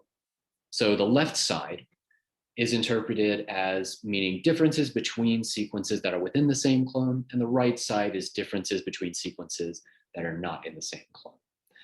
And what we want to then do is find a threshold between those distributions that lets us assign sequences within clones without adding sequences between clones. And to do that, we have a function called find threshold that just automatically finds a local minimum between these distributions. The distribution the threshold that it found in this case is right around 0.2, which means that we're going to be grouping sequences based on common V gene, J gene, junction length, and 80% about junction length similarity. And for reference, we can plot this output to double check to make sure that everything worked correctly using the function plot density threshold. So now that we've found our threshold, we can actually perform the hierarchical clustering using a package called Scoper. And the way this works is you load the package and you just pass your data frame and the threshold to the function hierarchical clones.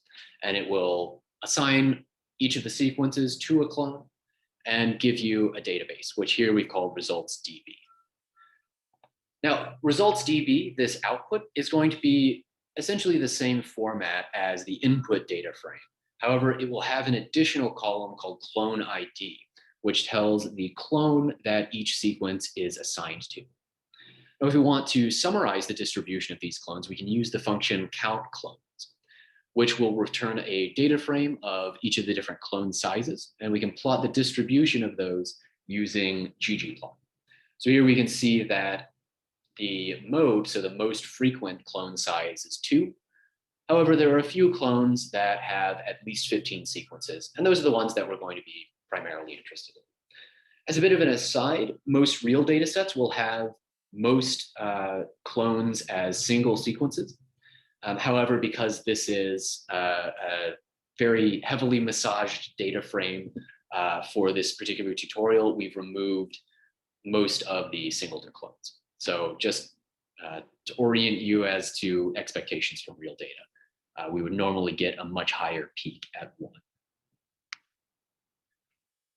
So now that we've assigned clonal groups, the next important step we have before building clonal trees is to reconstruct the clonal germ lines. So previously we were identifying clonal clusters from our observed B cells. And what we want to do next is to figure out the sequence of the unmutated ancestor of this clone. And the way we can do that is by using a database of previously documented V, D, and J alleles from humans, which is primarily distributed as part of the IMGT reference database.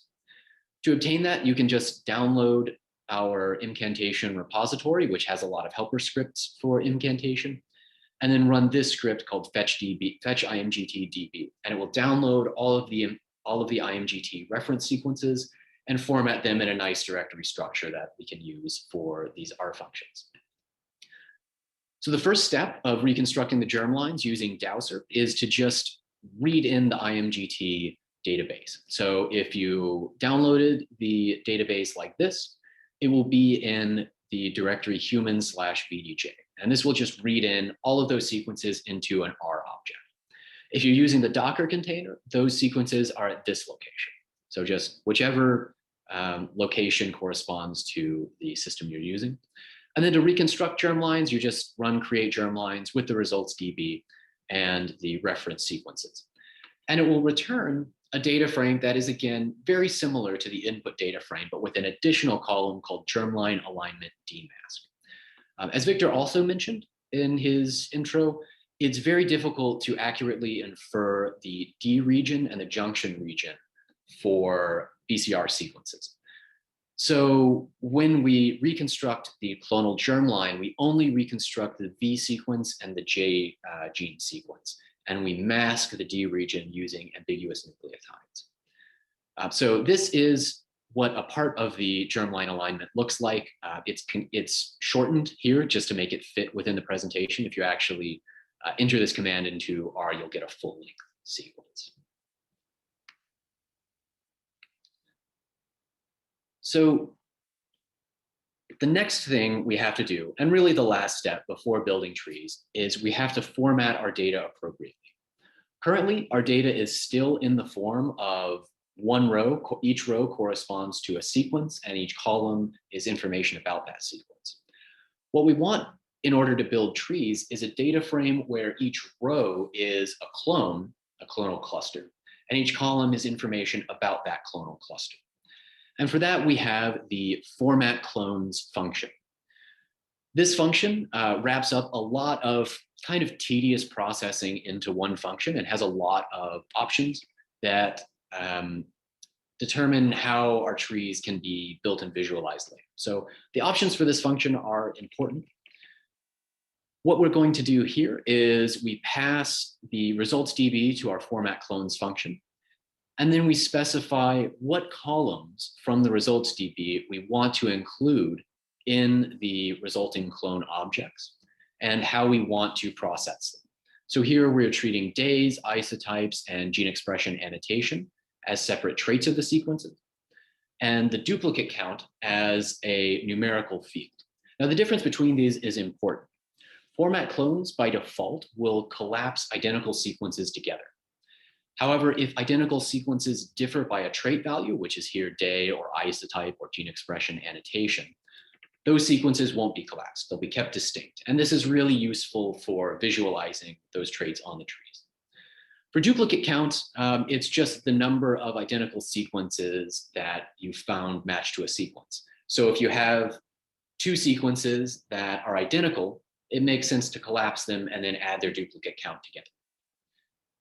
The min-seq option does pretty much what it sounds like. It just filters out all of the clones that have less than 5 sequences. And that's just to make things a little bit easier.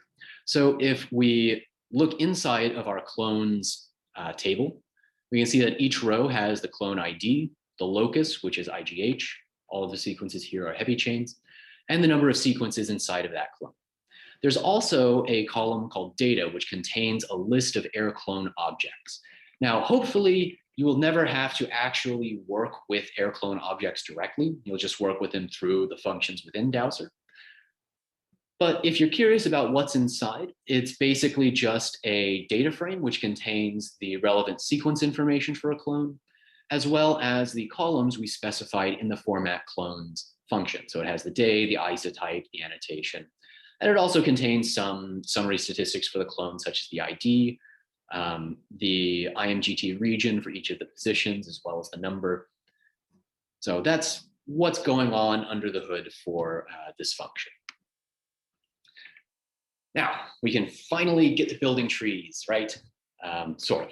It turns out there are a lot of different ways to build phylogenetic trees from B-cell sequences. Again, as Victor mentioned in the intro. The oldest and still quite commonly used is maximum parsimony. For this, you try to find the tree and set of branch links that minimizes the number of mutations from the germline to each of the tips. Now, the benefits of this is that it's fast, it's simple, the branches are easy to interpret. The downside is that this technique can be positively misleading when parallel mutations are likely. So in some cases, maximum parsimony will always find the wrong topology. It's debatable how often those cases are represented in B-cell lineages. So it's still used, and in many cases, people have shown that maximum parsimony is or performs well in like small B-cell lineages in particular.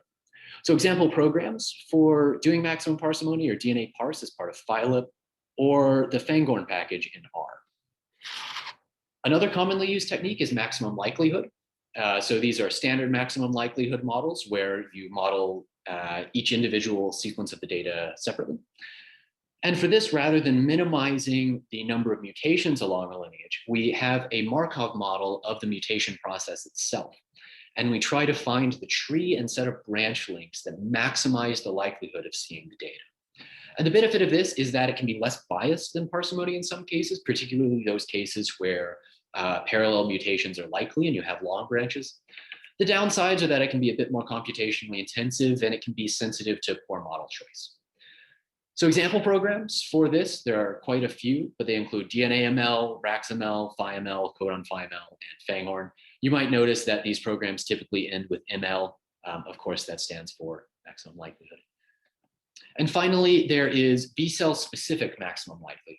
So these are maximum likelihood models that are similar to the standard ones, but they incorporate B-cell specific mutation biases. So somatic hypermutation, because it's driven by a set of enzymes, has certain hotspots and cold spot motifs that mutate more or less likely than they're otherwise expected to. And this violates important assumptions in most phylogenetic models. So these B-cell specific mutation models incorporate somatic hypermutation biases into the tree building and model parameter estimation itself.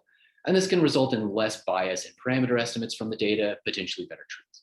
The downside is that they can be quite a bit slower. And the primary example is IgPhyM, which, as you might expect, is based somewhat off of PhyML and Codon PhyML. So there's a bit of a history of naming there. Fortunately, or perhaps unfortunately, if you're indecisive, you can build trees using all of these methods in Dowser. All tree building is done through the function getTrees. And to build trees using these different methods, all you have to do is specify the options of that function. So the simplest by default is to use the maximum parsimony functions of the R package Fangorn.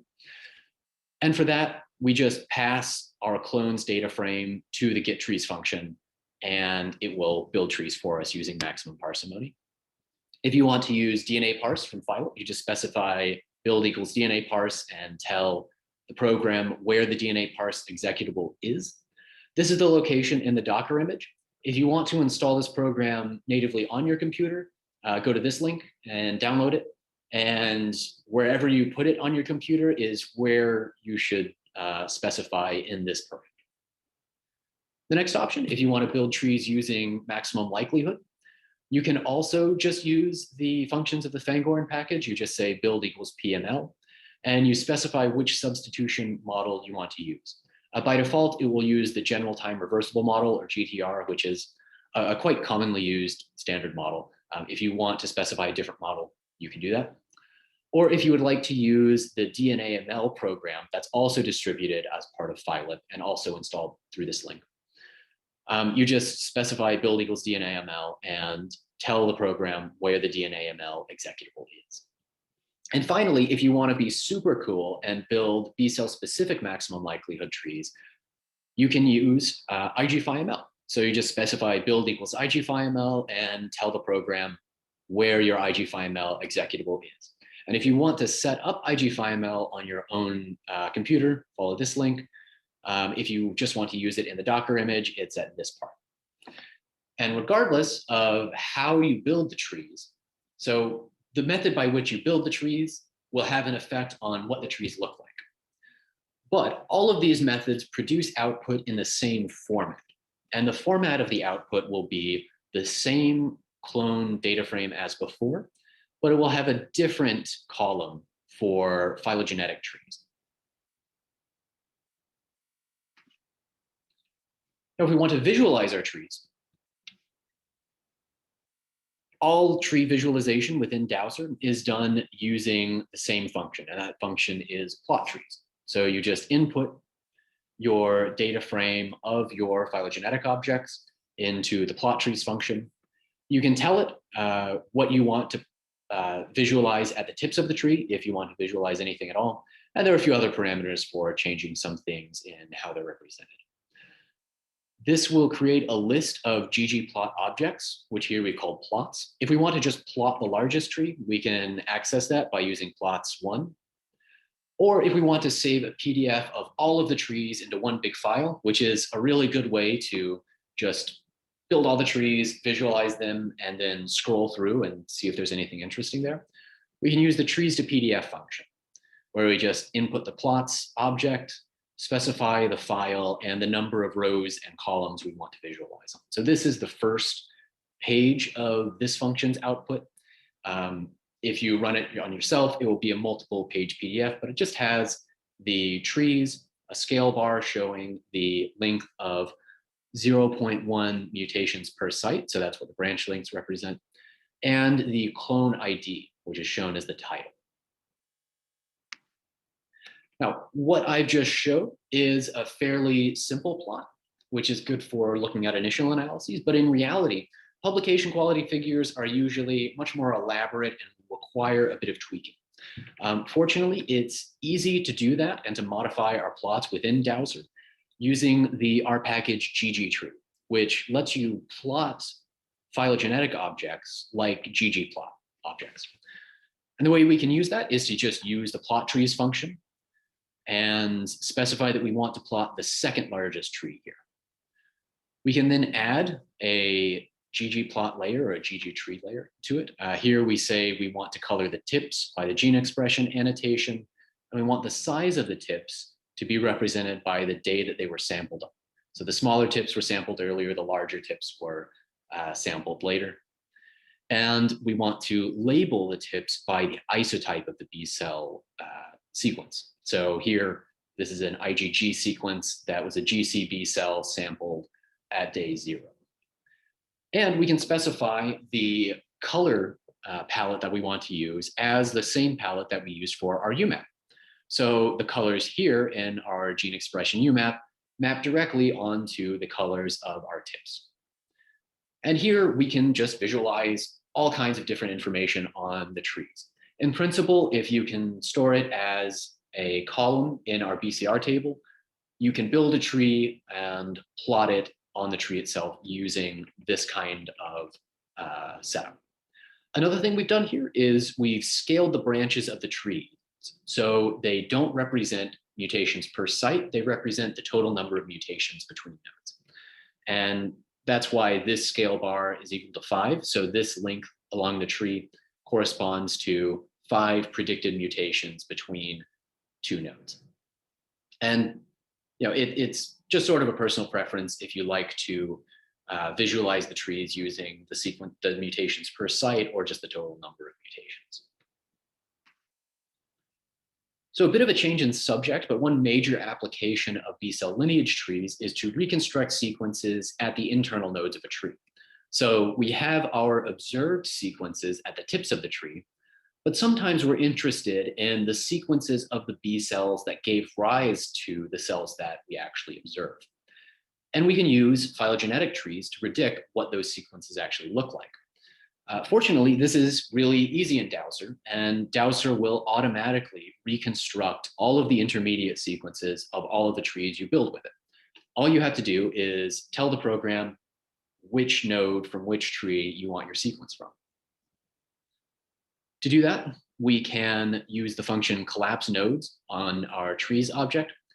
What this will do is to collapse internal nodes within the tree that have the same reconstructed sequence. This isn't strictly necessary, but it's very good at cleaning up the output of our data. The next is we can plot the exact same tree as before. So this is the same ggplot function that we used here, except we specify node nums equals true. And this will print the node number ID of each internal node of the tree. So this node is 26, this node is 21, and each of these nodes represent the common ancestors of their descendant cells. So node 26 is the common ancestor, the most recent common ancestor of all of our observed sequences of B cells. And if we want to reconstruct that, all we have to do is use the function getSeq. We input the trees object, we tell it we want clone 1018, which is specified up here, and we want the sequence at node 26, and it will print out the full length reconstructed intermediate sequence at this node. So first of all, we can see that it tells us the locus of that sequence. The sequence is also aligned using IMGT gaps. And this ensures that the different positions of the sequence correspond to positions in the standard IMGT reference database. This is optional, so there are options to remove those, but for here I've kept them. You can also notice that there are some ambiguous nucleotides in this sequence. So for instance, there is a Y here that represents either a C or a T. And the reason there are ambiguous nucleotides is that there's often uncertainty in the reconstructed ancestor of the lineage. And that's just how it's represented. So one thing that I find sometimes happens is that people are interested in B-cell lineage trees and building trees and visualizing them. But they don't really know what to do with them afterwards. And a lot of my work is in developing ways of using B-cell lineage trees to tell us useful information about B-cell lineage development in itself. And one important question that people frequently ask is, are B-cell lineages measurably evolving? So if we sample B-cell lineages at different time points, are there genetic differences between them? So measurably evolving populations are those from which molecular sequences can be taken at different time points and for which there are significant genetic differences at those time points. So one example of a measurably evolving population would be the coronavirus. So if you sequence the population of coronaviruses now versus from July of 2020, you would find a lot of genetic differences between them. And we can say then that the virus is measurably evolving over the last year. Whereas if you were to sample a population of elephants, you would probably not observe many genetic differences in that same population over a year because they evolve so slowly. So importantly, both of these populations are evolving. It's just only the viruses are measurably evolving over the time period that we sample. So the question really we're asking is, are B-cell lineages like viruses or are they like elephants? Can we see evolution over our sampling time? And the way we detect that is using a phylogenetic correlation test. So here we have an example of a B-cell lineage tree that is measurably evolving over time. So you can see the early sampled sequences are very close to the root, while the late sampled sequences are far away. And the middle sequences are in the middle of the tree.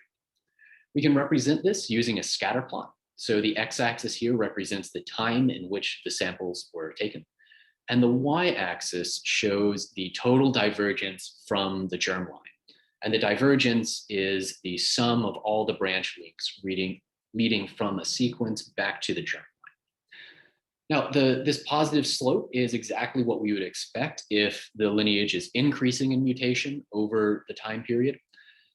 However, we can't use linear regression p-values to determine the significance of this relationship because these different points are not independent. They relate to each other by this tree structure.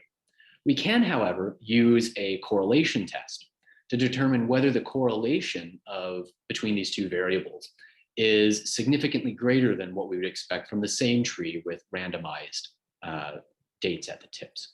And here we can see that, yes, this tree is very significantly and very clearly accumulating somatic hypermutations over the sample time. This tree, on the other hand, has an essentially random relationship between sample time and divergence. And this is actually a very common pattern in B-cell lineage trees. Oftentimes, especially if you just look at blood samples, there's very little relationship between sample time and divergence.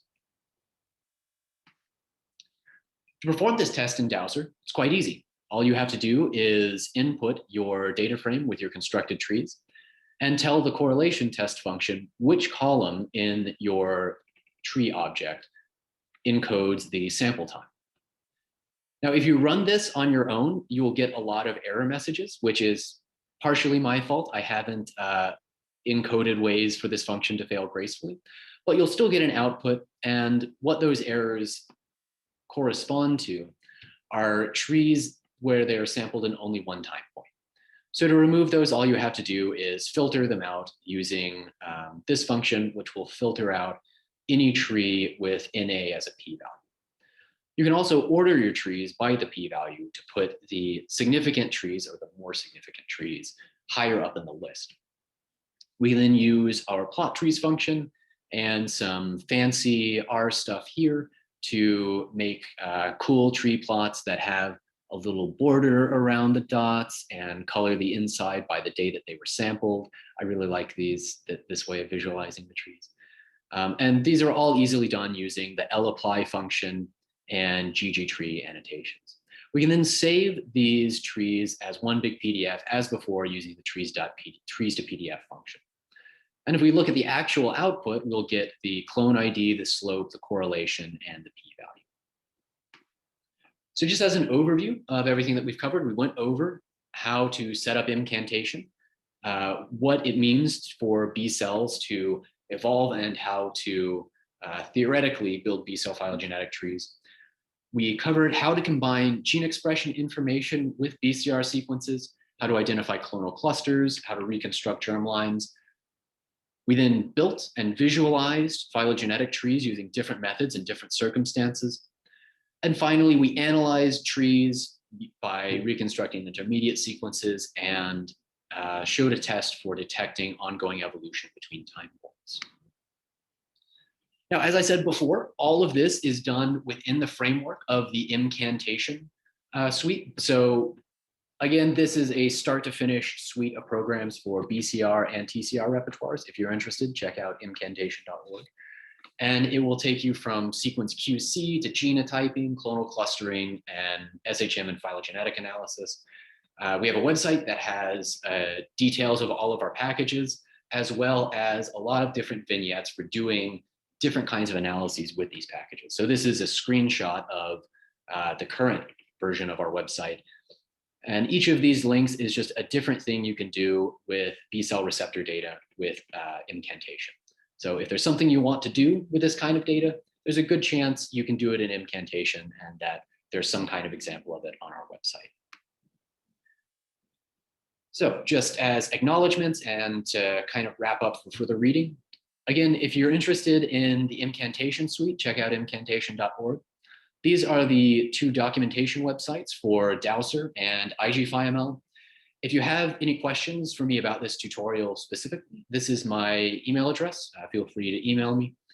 If you want to use incantation, but you're having issues with running the software or you're not sure about things, you can email incantation@googlegroups.com. This just goes to our lab, and the best person for helping you out will get back to you. We really try to respond to user queries because we want people to use our software. As a bit of further reading, if you're interested in just an overview of B-cell phylogenetics, this is a review article I wrote a few years ago. If you're interested in IGFIML and integrating somatic hypermutation motifs into phylogenetic analysis, this paper describes the methods underlying IGFIML. And if you're interested in Dowser for understanding B-cell migration, differentiation, and class switching, as well as ongoing evolution of B-cell lineages. These preprints describe in detail the methods for that. Also want to give a big thanks to our to the NIH, to the Pharma Foundation, and the BSF for supporting this research, as well as to Noah Lee, who is used to be a rotation student with our group, now is a grad student in our group, and he helped me put all this together. Hailong Meng, who helped put together the early part of this tutorial in matching B-cell gene expression information and BTCR sequences, and of course, Steve Kleinstein, who supervises all of this. And if all of this was so interesting and you want to potentially do it as a job, we are hiring. More specifically, Steve Kleinstein, my boss, is hiring. So we're looking for postdocs and bioinformaticians interested in computational and systems immunology. We have really great experimental and clinical collaborators, tons of single-cell RNA-seq plus BCR, TCR data, multiomics, a lot of different things, not just BCRs. So if you're interested in computational immunology and not necessarily B cells, that's cool too. So email queries to steven.kleinstein@yale.edu. And with that, I can take questions. So I think there's some in the chat.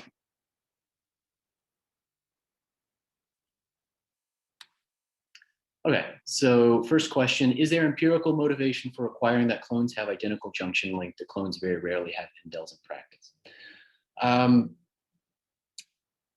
I think the motivation for that is more for processing. Theoretically, all of the VDJ process, all of the VDJ recombination processes should happen before somatic hypermutation begins to operate. So in principle, we shouldn't expect to have indels in the junction region itself. You can still have indels within the B gene and the J gene, and that shouldn't affect the clonal assignment. But if you have junction length variation, yeah, so there are methods, including some by our group, that deal with a case where you have different junction lengths for clones. But for most of what we do, it seems good enough to require common junction length for the functions. What is the strategy for germline alignment? So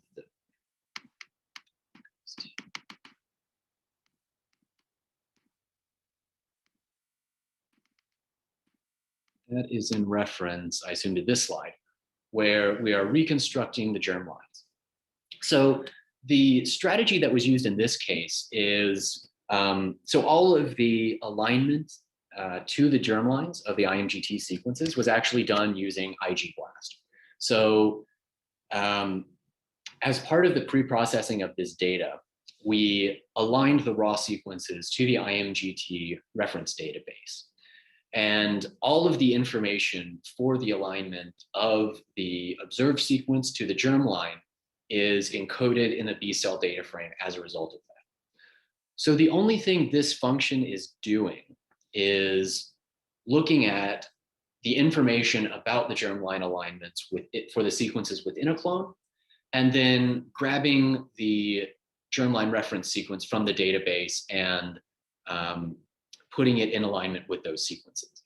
So this function doesn't align the germlines to the sequence, it just creates a sequence with the alignment parameters that it has. And those alignment parameters come from IgBlast itself. Is there any reason that B cells in the top figure were evolving, but the ones in the lower figure weren't? So this slide. So here, this upper figure is a B cell lineage that's evolving, and here's a figure where it isn't. Yeah, that's a good question. I think that is still very much an open question. I mean, this is kind of a new thing that we're looking at with B cells broadly. And if you look, so if you check out this paper, human B cell lineages engaged by germinal centers following influenza vaccination measurably evolving. It's kind of a mouthful. There we compiled a large survey of data sets of B-cell receptor sequences from humans in different circumstances, like influenza vaccination or HIV infection or other diseases. And we just asked, are the B-cell lineages in the blood in these patients measurably evolving over the sample time? And what we found was that most of the time they weren't. So most of the B-cell lineages we looked at in the blood were not measurably evolving. So they just, the time points were just randomly scattered throughout the tree. And one explanation for that is that most of the B-cell lineages in the blood at any given time aren't actively responding to anything. They're not antigen specific for the vaccine you just got or the thing that you were just infected with. Or they're re-stimulations of memory B cells, which may or may not re-enter germinal centers. What we were able to find, though, is that there were some cases where a large proportion of B-cell lineages were measurably evolving. One of them was HIV infection. So if you take patients that are chronically infected with HIV, we find that a large portion of B-cell lineages are measurably evolving in the blood, which makes sense because HIV is constantly evolving within patients. So there's this arms race going on between the B cells and the virus.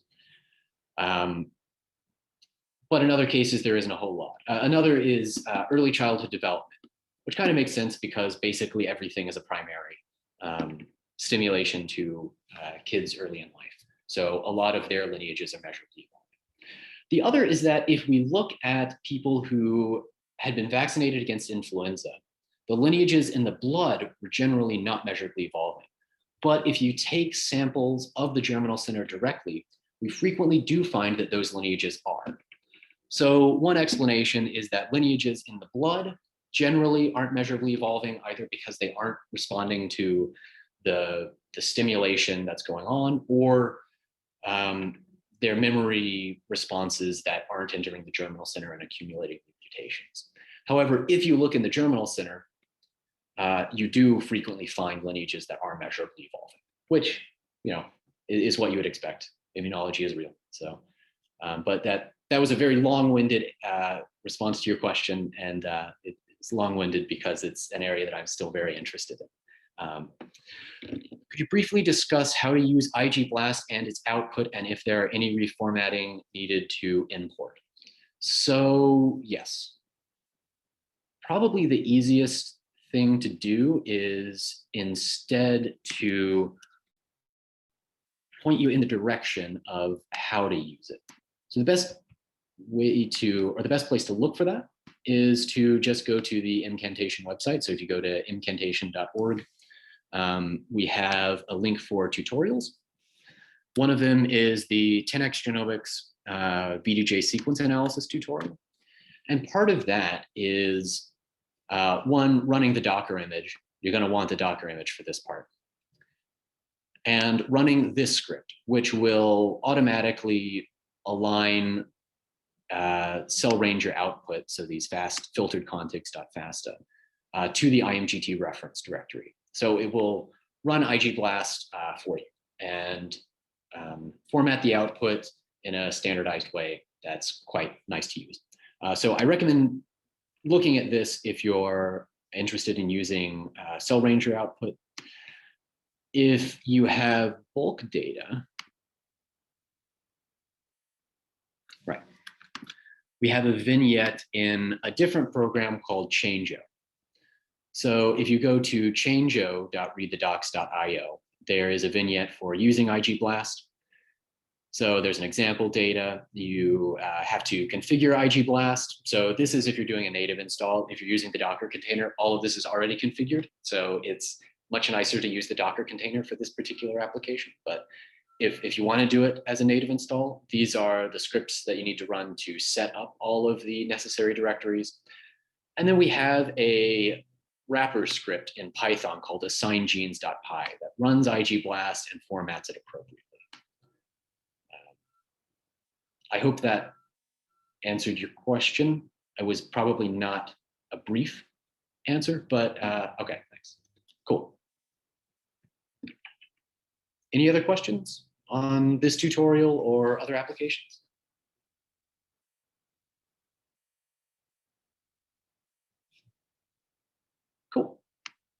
Well, you got my email if you have any other questions that you want to email me about later. And with that, thanks for listening. So I think now we can go to a break. And the next session is machine learning, and it is scheduled for 6:15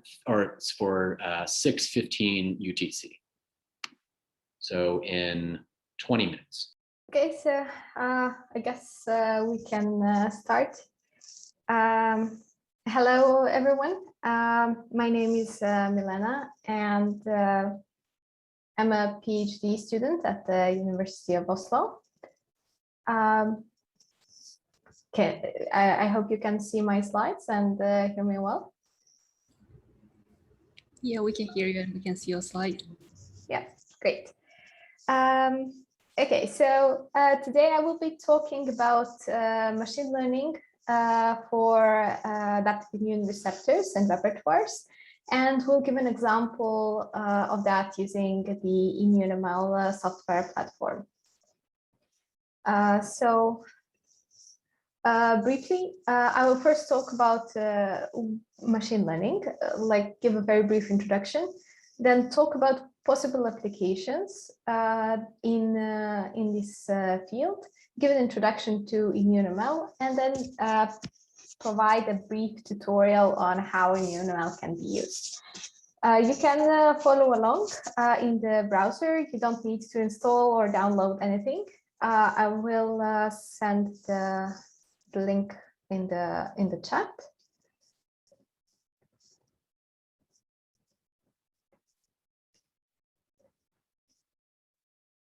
Sorry, what? Yeah. So there is the link. But first, we'll talk about what is it that we want to do in the first place in this case. So we talk a lot about machine learning these days, and Victor already gave an introduction to this in his first talk. So I will be a bit more specific. In this case, we will be talking about supervised machine learning, more specifically classification. So we want to predict in this context if a person is sick or healthy, or if the sequence will bind an antigen or not. So when we talk about machine learning, we are typically talking about considering a mathematical model where we can learn the parameters from the data. This is an example of such mathematical model. It is a very simple one. This is a logistic regression. So what we have here, what we want to predict is class probability. So for example, how likely is that a sequence will bind an antigen? Then the second thing that we have as a part of here are the features or the input data. So that comes in this case from the sequence and is very much domain specific. In our case, it can be some property of the sequence. It's very rarely the sequence itself. So it can be if the sequence contains AAA amino acids or not, and we can have many of such features. And then on top of the features of the sequence, we also have the parameters of the model, which are learned and or estimated from the data, and they show how much that specific feature contributes to the prediction that we're making. So how much it matters if the sequence has AAA in order for it to bind a certain antigen. To get these parameters, so this is something that we estimate from the data, and that's what we mean when we say we are training a machine learning model. So we are picking or learning those parameters. But in addition to that, this is just one example of a model that we can use. So there is also that aspect of choosing the most appropriate model for the task, and also the most suitable way of representing the data. So we'll talk about all this a bit more in the example that we'll have. So when we're talking about the airfield, we can ask different types of questions. And we have a brief overview here, but for more details, you can see the review that Victor also mentioned in the first talk. So we can talk about predicting the receptor specificity. So we have one immune receptor, either a B cell receptor or T cell receptor, and we want to predict if if that receptor will bind a certain antigen. And then there are a lot of related questions related to the structure of the receptor and the structure of the antigen, what specific part of the receptor or the antigen will contribute to binding. So what is the epitope, what is the paratope? We can predict the structure. We might be interested in the generation of immune receptor or antibody sequences. We might want to determine how the antigen is presented, or on the repertoire level, we can talk about predicting the immune status. So does a person have a certain disease or not? And related to that, we can also have repertoire generation models. We can look in different repertoire architectures, public clones. We can talk about where do these repertoires come from, like from the same or different people, and so on. So for more details, you can see this review. But the two main questions that we will focus on will be immune receptor specificity prediction and immune status prediction. So for that, those are the two main use cases that we have tailored our platform for. So ImmuneML is a software platform for machine learning analysis of adaptive immune receptor repertoires. And it has these two main use cases. So the first one is repertoire-based classification or immune status prediction, where we have healthy and diseased individuals. We sequence their repertoires, and for each person, we obtain a set of sequences.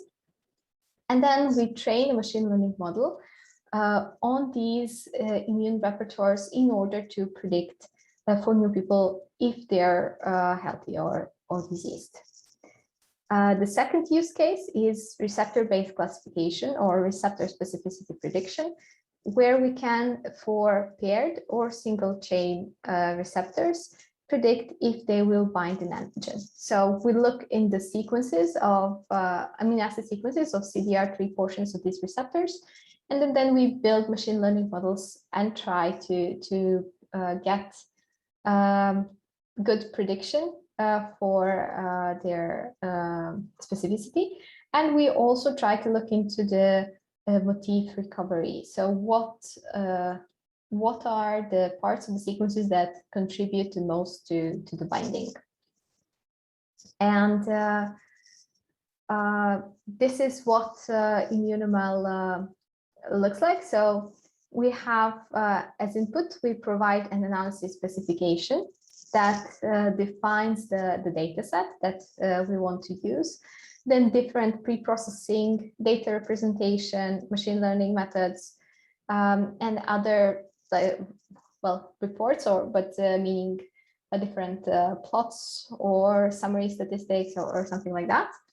So we define what of these aspects we want to use, what each of these mean for us, and provide that as an input, along with defining the specific analysis that we want to undertake with these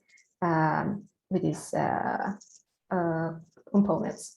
So ImmuneML can conduct a few different analyses or called instructions here. So it can train machine learning models or do benchmarking of machine learning models.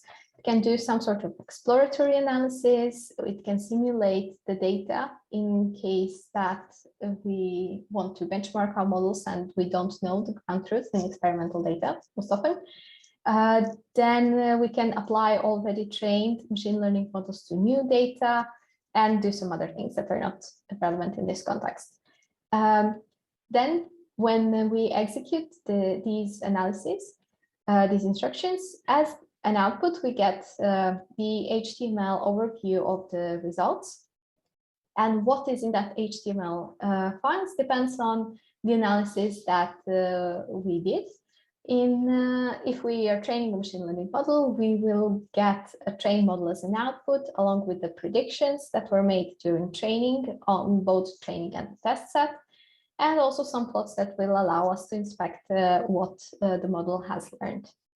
Exploratory analysis will typically output the plots, simulation instruction will create new data sets, and so on. And of course, for more details, please take a look at the preprint that's available on the archive. We have the website where you can find all this information, which is immunoml.uio.no. And also at docs.immunoml.uio.no, you can find the detailed documentation, including the quick start, different tutorials, specifications, and so on. On top of that, I talked about the YAML file and running an analysis that can be performed from the command line interface or using the Python library. But if you don't want to install anything or do anything like that, it is also possible to use ImmunoML through a graphical Galaxy web interface. If you have not used Galaxy for other tasks before, this is what it looks like. So it has a set of tools on the left that are ImmunoML specific tools for getting the data from local resources, remote resources, or ImmunoML specific tools that which we'll see later in as part of the demo. And on the right side, we have a history of elements where when we upload the data, the data will show up here. Along, also when we have run a tool, the output of the tool will also be here, and we can see all of that, share with other users, and so on. So if you would like to follow along, now would be a good time to go to galaxy.immunoml.uio.no. And in this tutorial, we'll do receptor classification. So the first step would be to get the publicly available receptor data from VDJDB database for two specific species. And then we will create a data set from the data that we downloaded, and then run a receptor classification tool to train a machine learning model and predict which sorry for the typo here, so which antigen the sequence will bind. And this is what this procedure looks like, and we'll discuss a bit of these steps along the way. So the first step is preparing the data. And now I will show you how that can be done.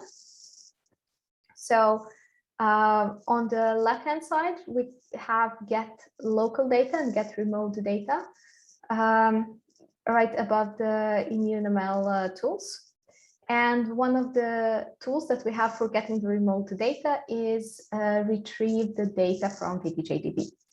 So you can click on that, and then we will select a set of options here so that we get a data set that will produce some meaningful results.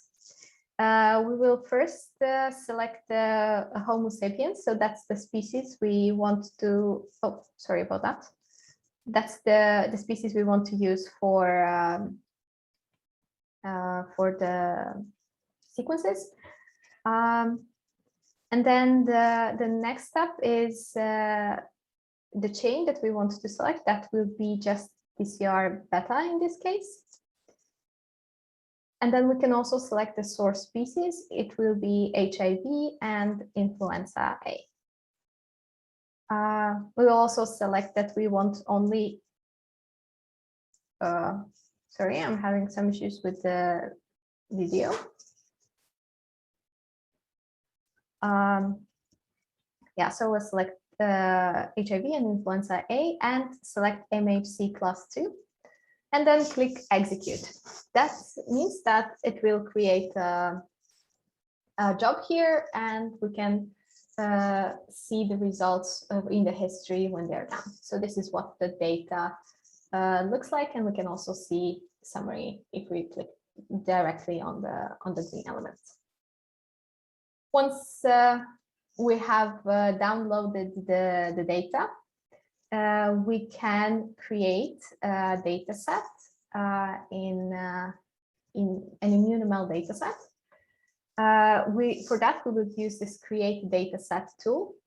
And from the options there, we will say we want to use only the simplify tool. So we don't need any analysis specifications. Everything we'll do here will be just clicking a bunch of these buttons. For the data set type, because we selected only BTCR beta chain, when we downloaded the data, we will use sequence data sets, a single chain. And we will also choose the data format, which is VDJDB, which is the database we downloaded the data from. And we also have to select the data file. That will create an immunomal data set, which is an optimized binary representation and should be faster to use from the immunomal itself. So it includes some data, and we can also see the summary of what was created. This is a sequence data set with this number of sequences, and we will select epitope species as something that we will use for prediction later. So epitope species will be HIV or influenza A.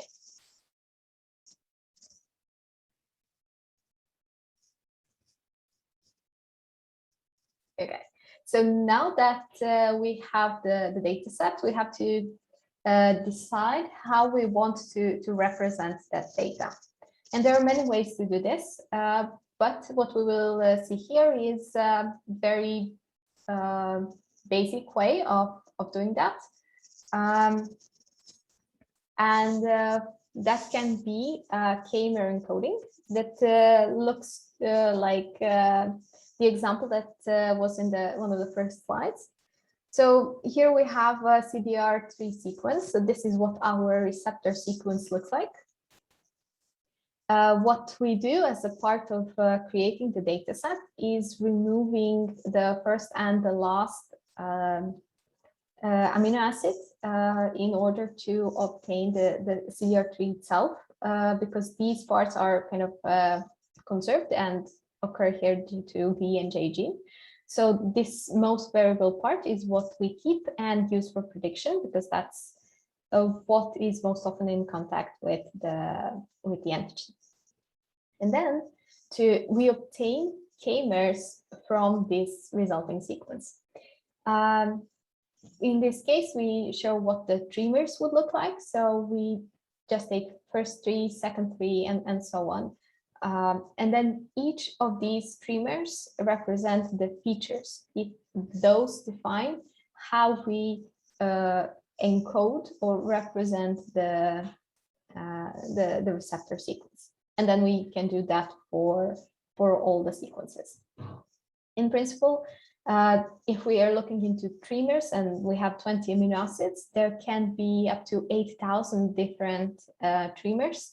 And this will then be a very sparse representation of CDR3 sequence. But it is one of the commonly used ones, so that's why we chose that here. So there are different ways of, this is all configurable.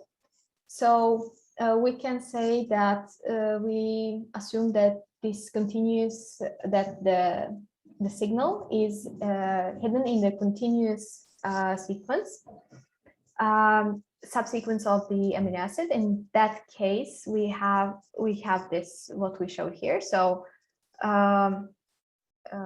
continuous sequence subsequences of length 3, 4, 5. So we can configure the k-mer length, the k basically, based on our beliefs, on our prior knowledge of the problem domain.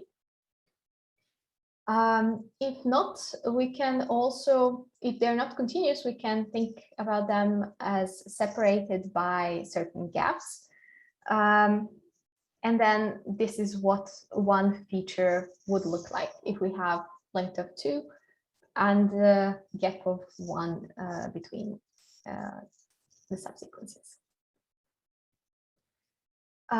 Then we can also define, do we believe that the position of k-mer in the sequence is important? So we have 2 sequences here and different k-mers that occur in different positions.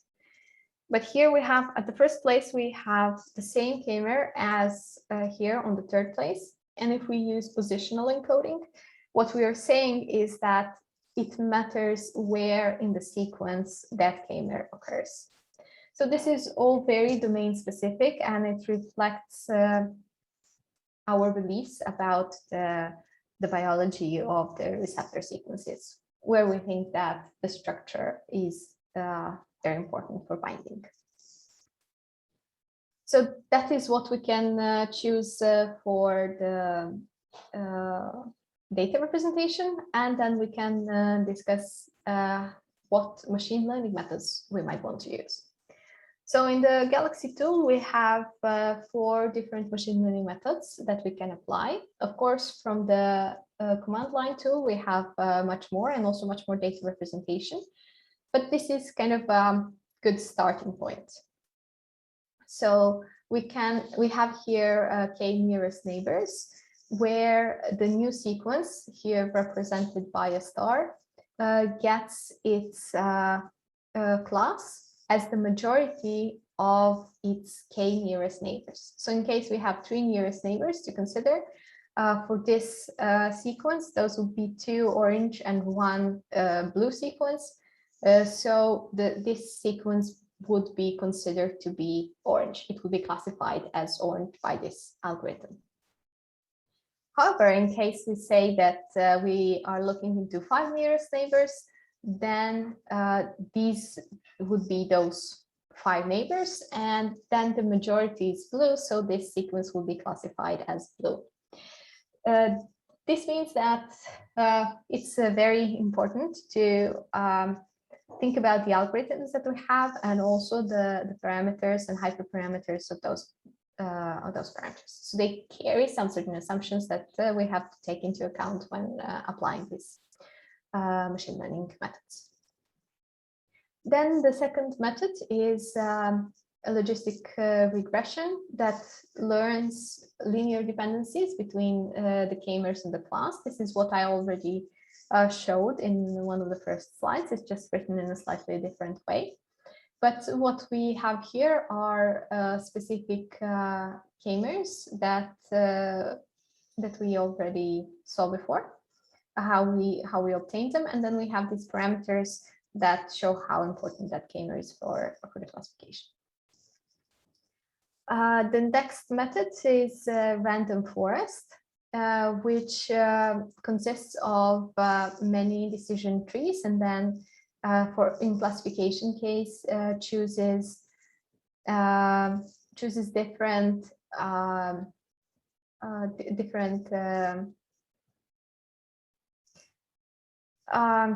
So we have multiple decision trees, and then we make the classification prediction as the majority output of these decision trees. And these work in the following way. So if we have a sequence, and this specific decision tree, we're looking if the k-mer1 is present. If it's present, we classify the sequence as blue. If not, we are looking if the k-mer2 is present, and then classify sequence accordingly. And then we can do that for many more decision trees. or much more complex decision trees. So this is just an illustration. And related to why 3 is being selected as the k-mer length, that is a good question. It doesn't have to be. That is, well, I think there's partly because there could be the stretches of the amino acids that are important for binding that could be that short. But what is more important and more contributes to this length and why it's a bit more standard in the literature is because of the computational complexity. So if we have 3 mers, then we end up with 8,000 features. So all possible primers of 20 amino acids, there are 8,000. If we go to 4 mers, that's already 160,000 features. And that's also something that we've done. But when it's more than that, it gets much more computationally complex. And then for this illustration here, we will choose a shorter length so that we can get some results. But that's, in principle, that is something that should be considered a hyperparameter and then estimated on the data set at hand. Okay, so that's also for the machine learning algorithms. And then we have to define how we want to do the training, also related to the hyperparameters that I mentioned. So what all that means is that when we want to optimize a machine learning model, we talk about both parameters and hyperparameters. There's a slight difference between the two. So the parameters are what the model learns. If we look into the logistic regression model, those are the betas. So what is estimated from the data, whereas hyperparameters define how the model learns. So it is for example, k in k nearest neighbor is a hyperparameter. Choosing the model itself is a hyperparameter. Choosing the length of the k-mer is again a hyperparameter. So parameters that we have are estimated from the data during the training procedure, whereas hyperparameters are set beforehand. And they can be set not to exactly one value, but to multiple different values, and then we can explore the task-defined search space and see what works best in our problem. And then this is how we can do that. So we have a data set as input, as the one we downloaded, that we split into training and validation data and separately into tests. We leave this test data set out and then do the following. So this, what I'm describing now, is called cross-validation, and you may be familiar with that. So what we do is we split the data into 5 equal parts and then define 5 different training and validation combinations. So this dark purple thing is the validation set, and this light purple thing is the training set. Then for all our combinations of machine learning and encodings that we defined before, we train on each of these purple things and test on the dark purple ones. So we test on the validation data and train on the train data, and then see which one of the combinations we had performs best on average across these different validation sets. And we choose the optimal hyperparameters for the model as the ones that perform best across multiple datasets. In this way, we can potentially obtain a less or unbiased estimate, ideally, of the performance and not overfit the data that we have. So once we estimate optimal hyperparameters of the model, we can test the performance of the model on the test set that was not used to find the optimal hyperparameter. In order to then get a more robust estimate of the performance, we can repeat this whole procedure with different test sets multiple times, and end up with a more robust estimate of the performance on a specific task. So what we can fine-tune from the tool that we will use for this demo is the percentage of data that is used for training and validation. So the percentage of this data here from the original data set. And we can fine-tune how many times we want to repeat the training process with different random splits of the data. And by default, it's 5, but we can fine-tune based on the amount of data that we have and the computational requirements and resources. So let's see how this looks in practice. So for that, we will use this train immune receptor classifiers tool with a simplified interface. This means that we will just have a graphical user interface and not the YAML file that I mentioned in the beginning. It will be automatically generated for us. So the first question here is the input data set. And that will be the data set that we created in the first case. Then we need to define what is the class that we want to predict. And that will be the epitope species, so HIV or influenza. That is what we will enter here in the second input field. And then we see all these questions that we already saw in the presentation. So do we assume that the immune receptors are the subsequences that contain the signal are continuous, or do they have a gap? You can choose whatever you like. I will just leave the default values here, but you can experiment with this. It might take longer time if you increase the K to compute this, but it should work regardless. Then we can select some of the methods to include. And here we can keep these 70% and 5 splits. That's quite a common setup in machine learning. So it's good enough for demonstration purposes. And then when we select that, we can click execute.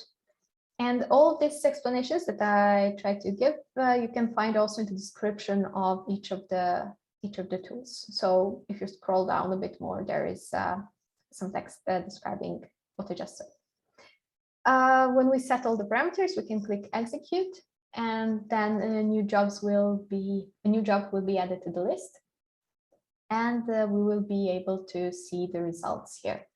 So the results that we get are this summary receptor classification, which is the HTML file that we will that will allow us to look at the results. Then the zip file of all the outputs that we have, the receptor classification YAML file, if we want to replicate the same analysis or modify the analysis from the command line, we can just download the automatically generated YAML file, tweak it a bit, and then rerun this. So if we see this and click on the eye icon, we will see some results that are on the next slide, actually. Next slide. Yeah, so this is the results that we are getting. So we get here some information on the version and of ImmunoML that was used, the full specification that is also available here in the history. And then we get the performance for the label epitope species, how each of the optimal methods performs. So this is the outer loop, the performance metrics on the test set that we repeated 5 times. So we get that, and we also get the trained models with links that we can obtain here. Also, what we get is this plot showing us the performance of different machine learning methods with accuracy as a metric and standard deviation, because we repeated this 5 times. Then in addition to that, we can see the details for each of these splits into training, validation, and test. And for split 5, we have the performance on the optimal model, performance on other models, different some other metrics that we have. We can also see the selection details. So this is when we split into 5 parts with training and validation sets. And then we see performance here and what was chosen as the optimal one. In this case, it was random forest with our encoding that we defined. Yeah, that's what we can see here. And we can also see the reports that were performed on the machine learning models.